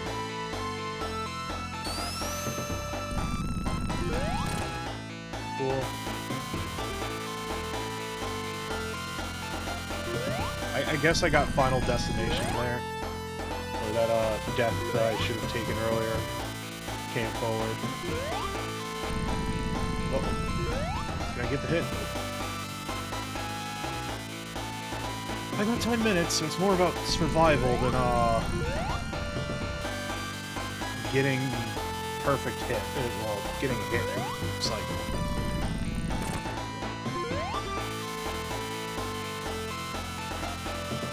Especially since you need to react. Alright, I'm not dead. That's what really matters here.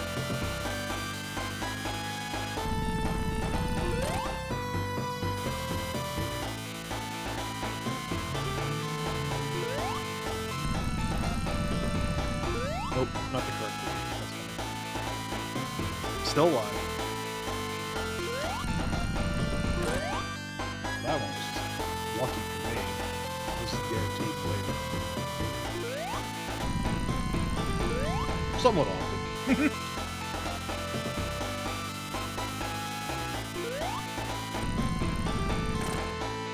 go.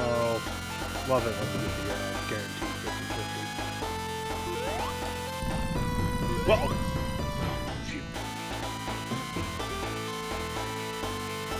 I think that's probably, like, physics engine wonkiness not killing me there. But we take those, so...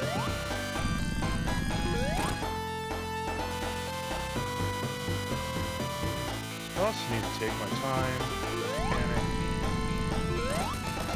Got him. Not all Chaos Emeralds, but whatever. Yeah. You blow up and explode and everything, all that.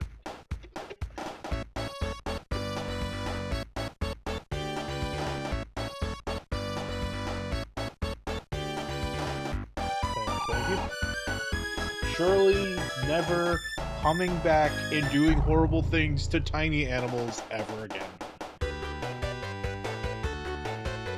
I'm gonna let the staff roll because Sonic game staff rolls are absolute infinite hyper jams.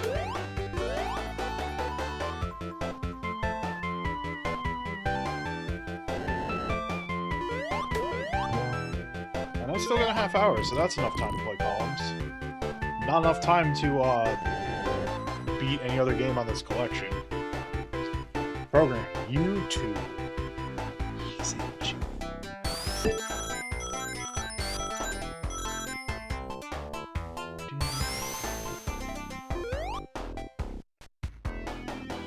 Thank you, Big Island. Thank you for all your characters.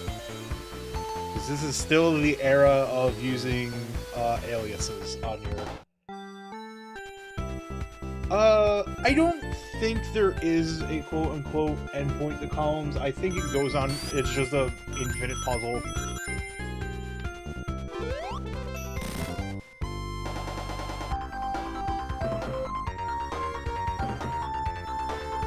I'm gonna just... Columns 3, though, does have an endpoint. And there's the,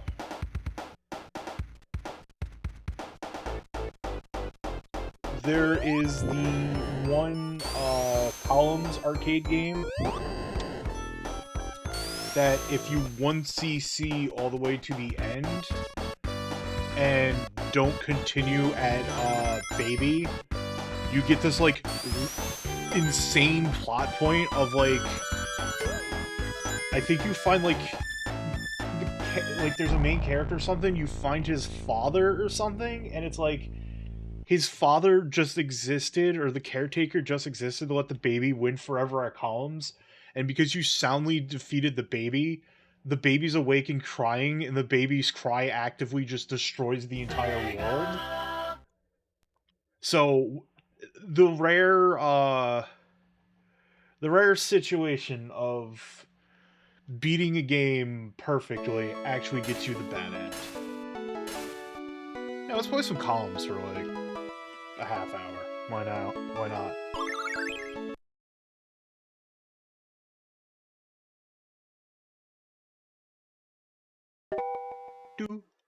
Yeah, there's just an arcade mode. You just go. Hints will be given till level 3. Now, Columns is not up there in, like, the favorite, puzzle game list. It ranks, I don't want to say fairly low, because I do rather enjoy Columns. It's more so a situation of, like, outside of, like, what I'm doing right now for, you know, this is still technically part of the Childhood Rental Project, just, you know, kind of a neat little, side thing I'm doing for it. If I wasn't gonna play Columns for this project, I probably just wouldn't play Columns.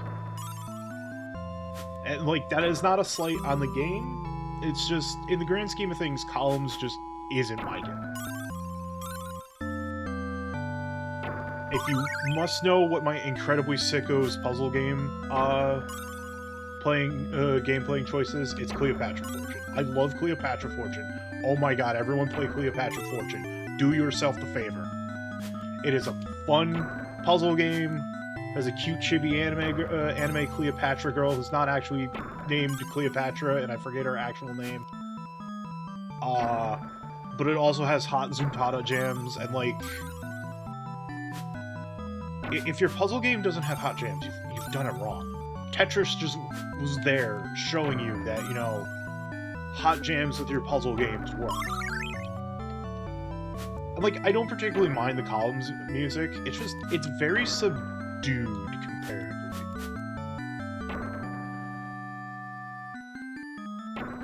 Video game, it may look like I don't know what I'm doing, but I assure you, I know what I'm doing. I'm also a huge Puyo fan. Like, I really like Puyo Puyo. Dr. Robotnik's Mean Bean Machine, which does need to be played as per this, project. Not the 6-pack one, the Childhood Rental Project. Was a favorite of mine.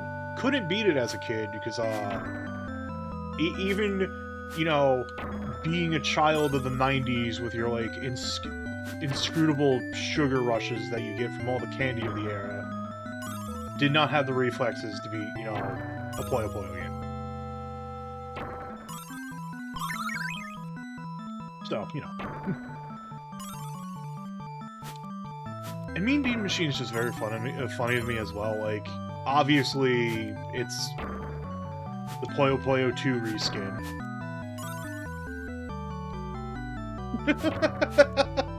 That's a good name for a coffee maker. Star Stacker's quite good. I also like Avalanche, but Shock of Shocks, that's Puyo Puyo.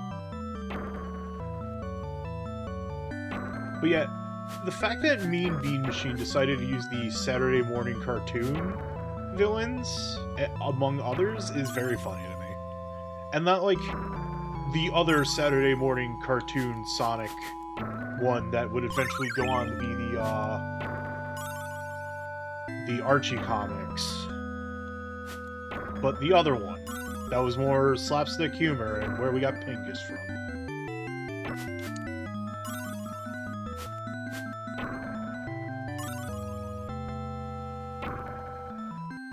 Yeah, and it also has Gyro. The other funny thing too is, like, they didn't change, like, Carbuncle's sprite at all. So Carbuncle just got deemed, like, just one of Robotnik's creations that's just there, existing, and I find that incredibly funny.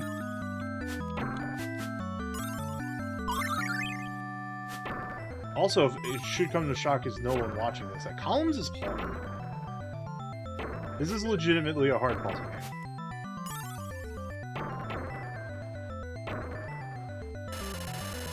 Not that it's a bad puzzle game, it's just, it's hard.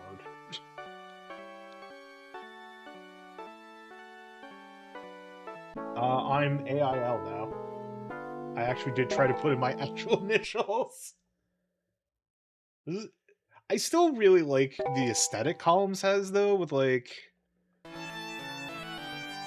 There's also the original game in Flash Columns, where the original game is just, you know, as Sega was wont to do. Yeah, I just love Super Circuit. And, like, your Tetris, like, different.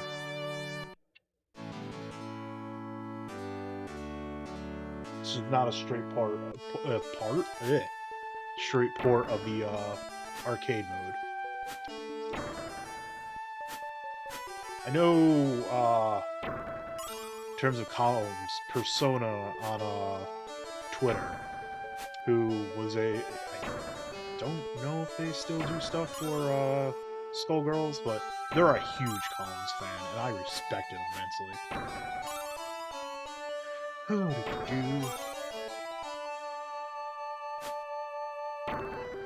Yeah, it's a nice way to fill out the Sunday with, you know, some big puzzle gaming. Big, comfy puzzle gaming energy.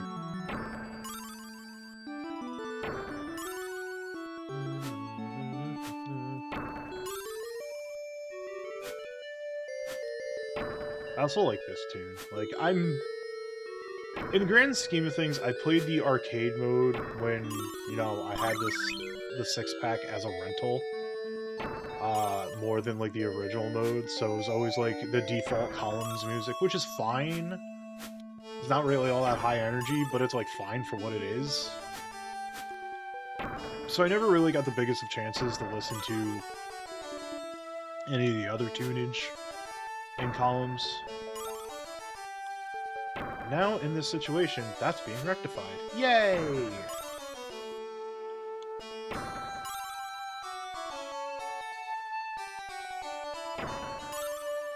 I probably should have swapped that out to a, you know what? No, this is working out actually kind of as I intended. Yep. Let's see that, let me tell you.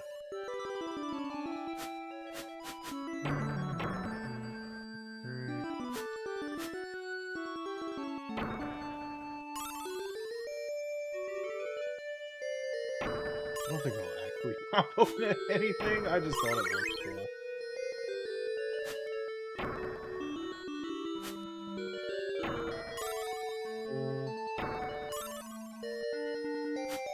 Also, much like Tetris, shocking nobody,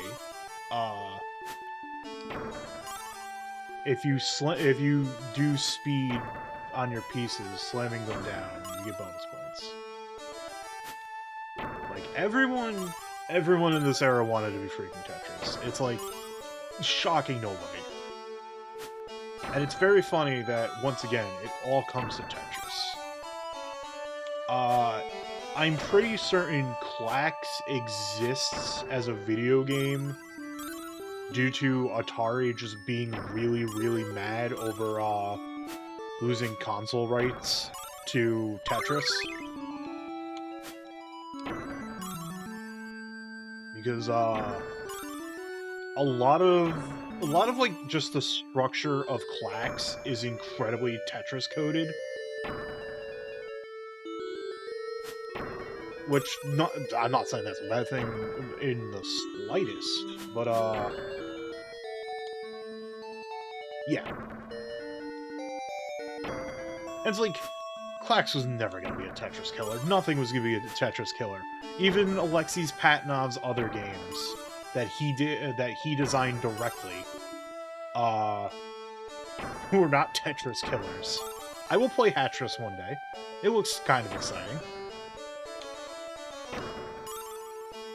Man just wanted to make Tetris with hats, and you know what? I can get behind that. When a good friend of yours lets you get out of Russia and just pursue wherever the hell you want, sometimes you just make a game about stacking hats. And honestly, respectable flex. That's something I can definitely get behind. Yeah, Hatris was his game. Like, he always wanted to keep making games, it's just like, he was cursed, he was just so utterly cursed by his own success. Like, Tetris still, like, once he was able to, like, make money off of Tetris, you know, it put him and his family in, like, firmly, we can do whatever we want territory. And with Alexei, it was still, like, program and make games. He's still programming to this day. Does he still make games? Nah. I think he's, like, called in as a consultant sometimes. Like, I think he definitely was consulted on the Tetris movie for the more historically accurate parts. Both him and Hank Rogers. But, yeah, Alexei just does his own thing nowadays. Like, he's just big chillin'. I think it was like the SNES version of Pipe Dream had a special thanks to Alexei Patanov, and I don't know if he consulted on the SNES, the NES version of Pipe Dream, or just some like programmers being like, oh no, we were definitely inspired by Tetris, so you know that's why Pipe Dream exists. Pipe Dream is a fun game. I'm gonna recommend, if you ever play Pipe Dream, find a PC version. The Nintendo version does not control all that great. Unfortunate. I actually played the hell out of Pipe Dream on the, what's it called? Microsoft Entertainment Pack. That's also an incentive for me to set up a retro VM. Just have the Microsoft Entertainment Packs running on it, and just... Alright, take care, Tanky Gemini. Hopefully work stuff does not flatten you or anything like that. Have a good one. Stay comfy and cozy. Yeah, I'm ending in 15 minutes anyways. Probably the exact moment G-Pool goes live. Oh boy, I'm so excited. I love Marvel. I love Marvel so much. I love seeing people play Marvel. It's so good. Play Marvel more! Especially 2. 3's good too. Get the community packs. if Lee's lobby shenanigans videos haven't propaganded you into getting Marvel 3, then I don't know what will. You should also watch those. Those are very funny. I don't know why Thero I could say I don't know a lot of people personally, but it's just an incredibly entertaining video, and he keeps getting screwed over by YouTube, so it's just like that video needs all the love it can get. Not just YouTube, man. It's kind of like there's another project that I wanted to do. Maybe I will do it one day. It's just the sheer state of YouTube puts me in a state of bad, like, it's a moral killer, and there's also, like, the fear of just, like, oh, did the YouTube robot screw up and flag my video as something and it isn't, and then all of a sudden, like, I'm in, like, big heaps of trouble?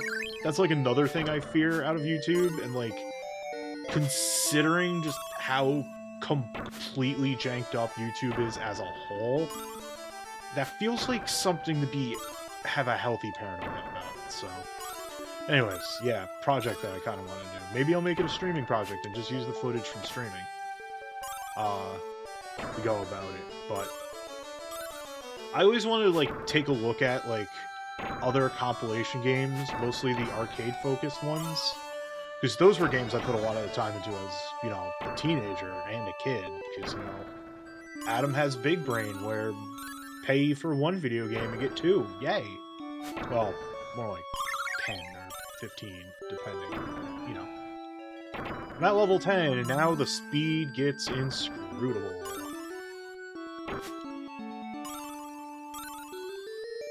But I've been playing my board quite well here, so I've got good setups going.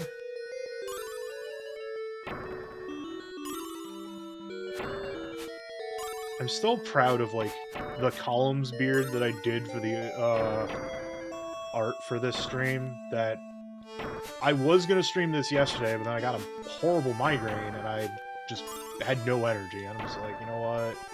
I don't have energy to stream. I'll watch other cool people stream. I did that indeed. Like, so bad of a migraine, I ended up taking a nap at like 6 p.m. and not waking up till 8. Just, ugh. Yes, even beards can get migraines. It's unfortunate. Cryptids are not immune to human-based ailments, unfortunately. Sometimes poor Mothman just gets migraines by looking at lamps for too long. Hate to see it. Poor guy. We gave him some good lamp-staring medicine, but, you know... To need that medicine to enjoy your pastimes? Tragic.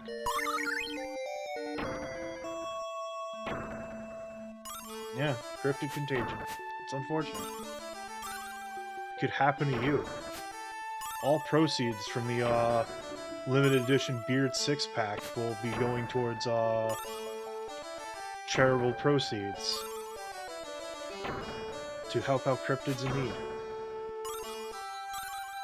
That implies that, in general, cryptids would have some kind of, like, monetary societal system and not, like, probably an ideal utopia where, like, they have no care in the world. Their only job is to just confuse humans and don't have to worry about the ills of everything else.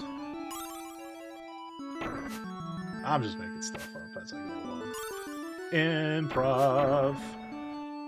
Which I took classes on. I took acting in high school. Not high school.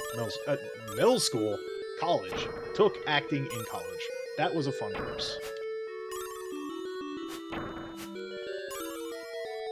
Like, I think I'm more of a fan of doing improv, which is kind of why I enjoy just streaming as a hobby as a whole. Like, why this releases the good chemicals, because it's doing something that I like, and it's, like, essentially improv acting. Because you know what? You gotta react on the fly when you're streaming. Like, something funny could happen. Something bad could happen. You just gotta go with the flow. Say what comes to you.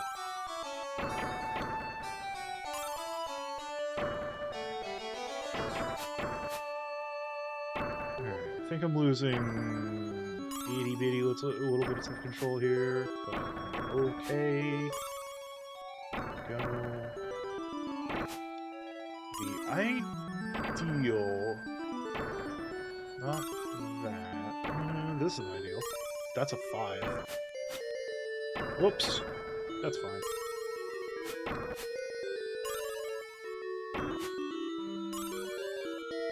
Doing okay. It's a matter of getting combos and dealing with the speed.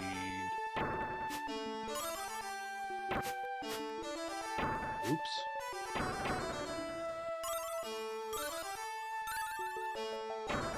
Love to see that. Let's see. Whoops, that was incorrect.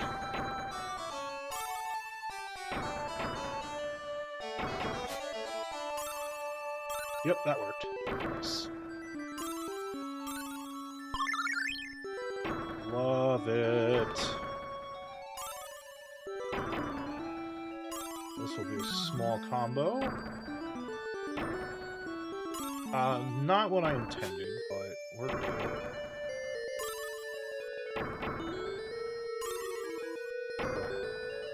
Getting to the point of, like, puzzle games where, like, moving a little too fast for me. I can never, like, really get into, like, the turbo mindset of, like, later level puzzle games, unfortunately.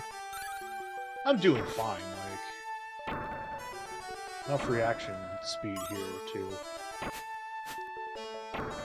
I don't know what I'm setting up over there, but it'll be cool whenever I pull it off. But it's also going fast to a point of, like, controlling it is not all that easy anymore. There we go. Those setups ended up paying off. Like, I don't have much opportunity to shift the column when it hits, so that's something I gotta worry about.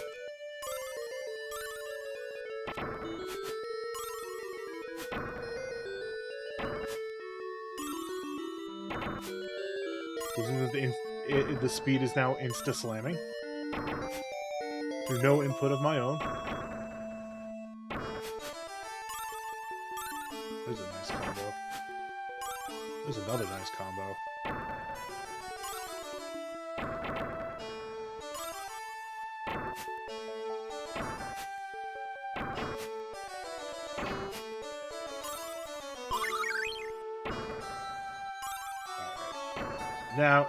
Now we're hitting ludicrous speeds here.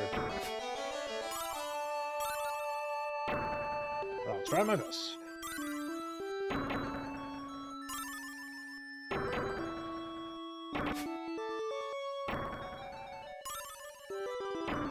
Whoops. That's fine. I kinda wanna play Yoshi. And Yoshi's Cookie. Both are incredibly good games. Love me some incredibly simple puzzle games. I mean, that's what made Tetris popular. Once again, all comes back to Tetris. Easy to learn, hard to master.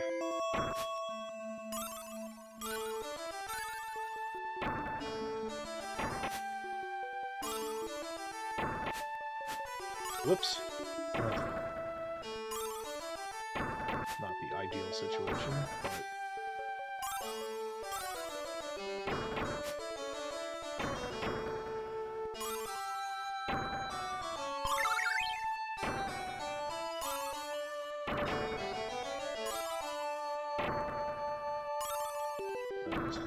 Nice.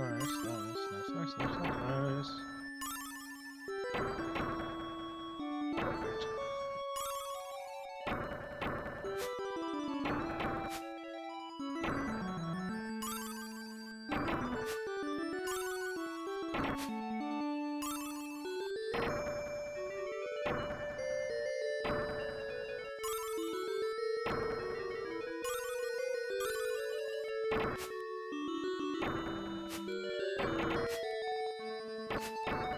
Yeah, this is the point where I stopped talking so I can concentrate.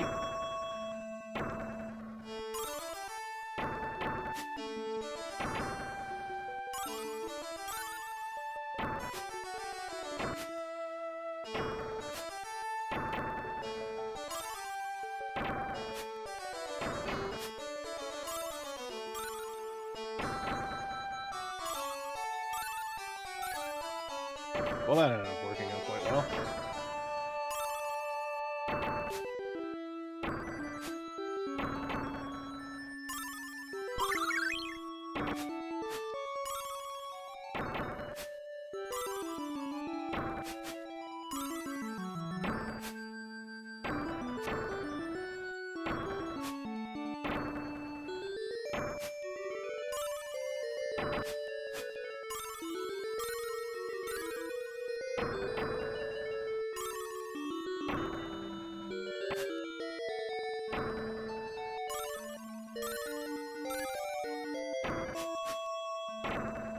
Oh god, these combos are working out! Oh man.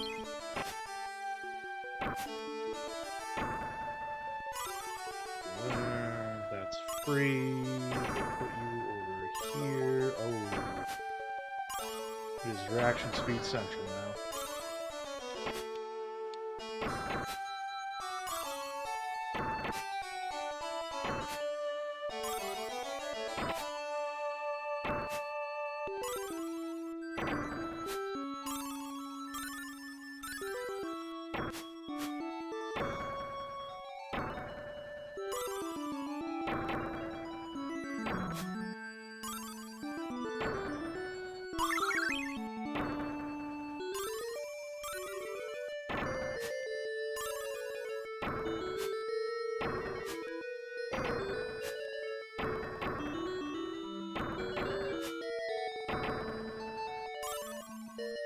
Alright, now we're starting to get a little dicey.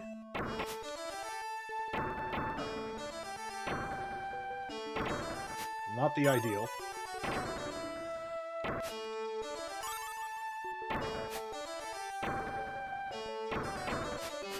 Whoops.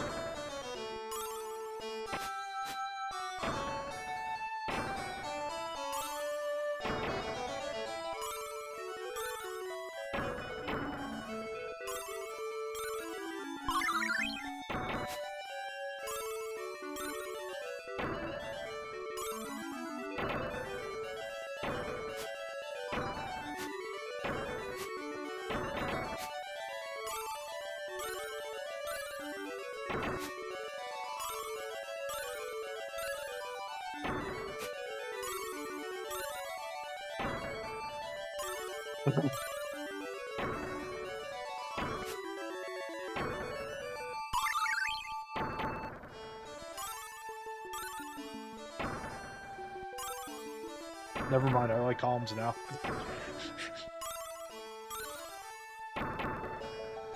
This is a little rough. I'll admit to that one.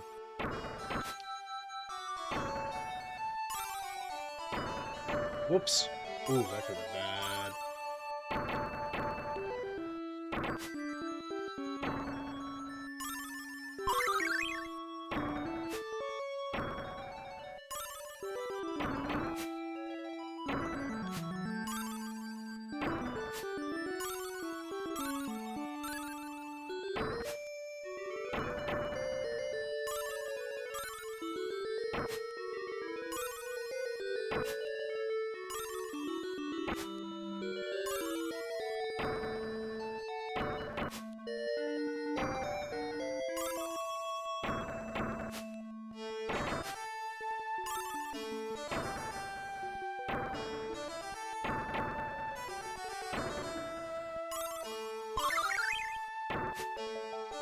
Deep concentration mode.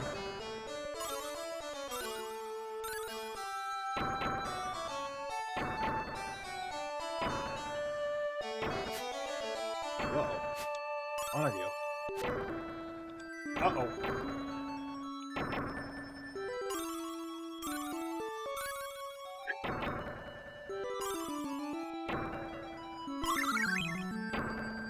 For the record, I've never gotten this far in columns ever before. I think it's because I have powerful adult brain and not child brain.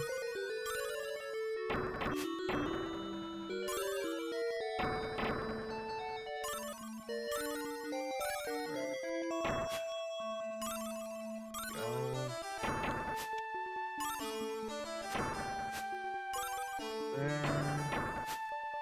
Ah. That's a special tool that'll help us later.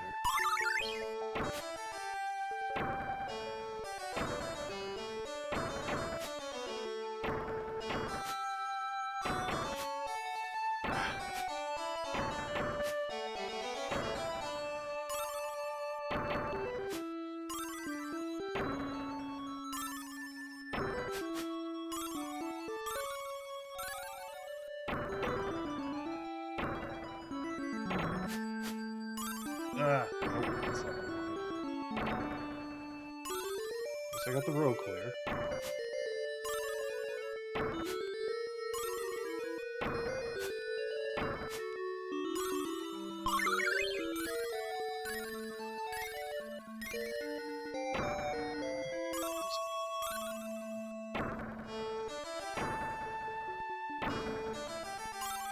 Ooh, ooh, ooh. Ooh.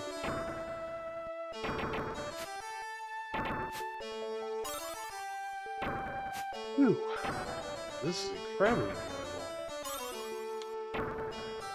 I'm appreciating this challenge so much right now. Good challenge in a puzzle game makes the brain go all tingly. A good kind of tingly. So that's just a funny word to say, tingly. Big fan.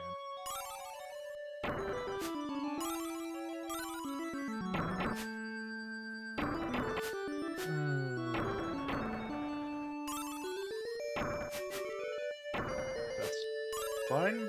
Yes.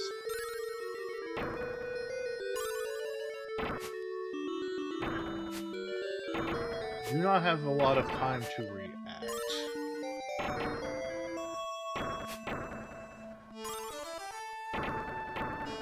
Gotta play a game of anticipation here. The good kind of anticipation, not that one that's on the NES. That's a bad kind of anticipation.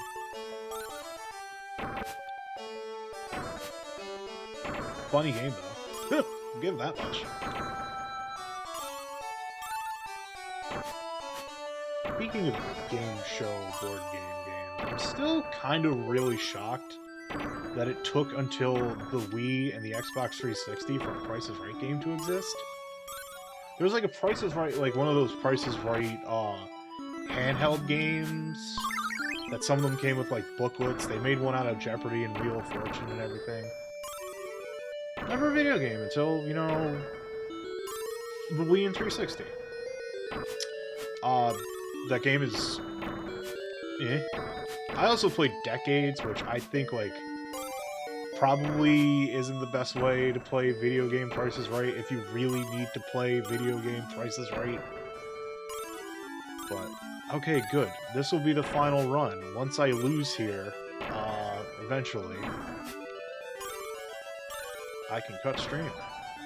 Because the thing that I want to go right into, people has gone live.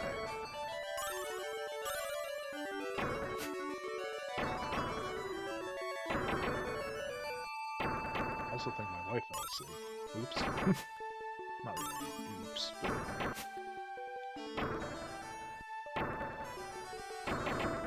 I know he's got notifications off, but it's more so just like anyone that's lurking around that isn't familiar with what's going on. It's like, hey, you get to see some hype-ass Marvel. The secret is Marvel is always hype, no matter what.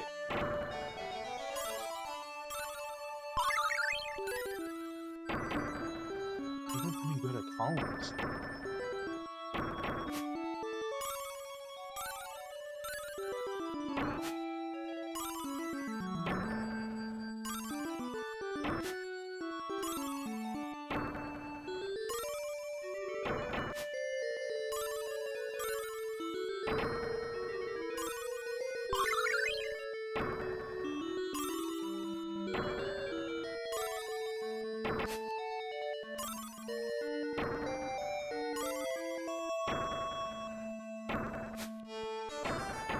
Discord, most Discords I'm in, just the pings are going off.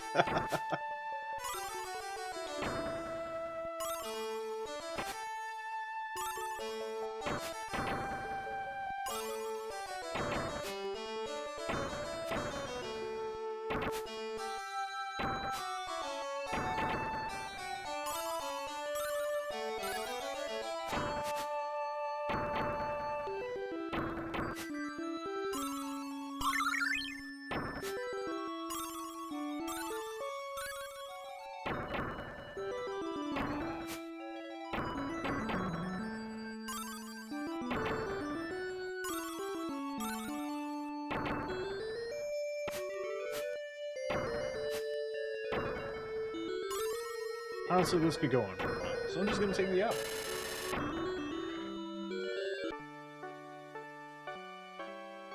Oh, very good.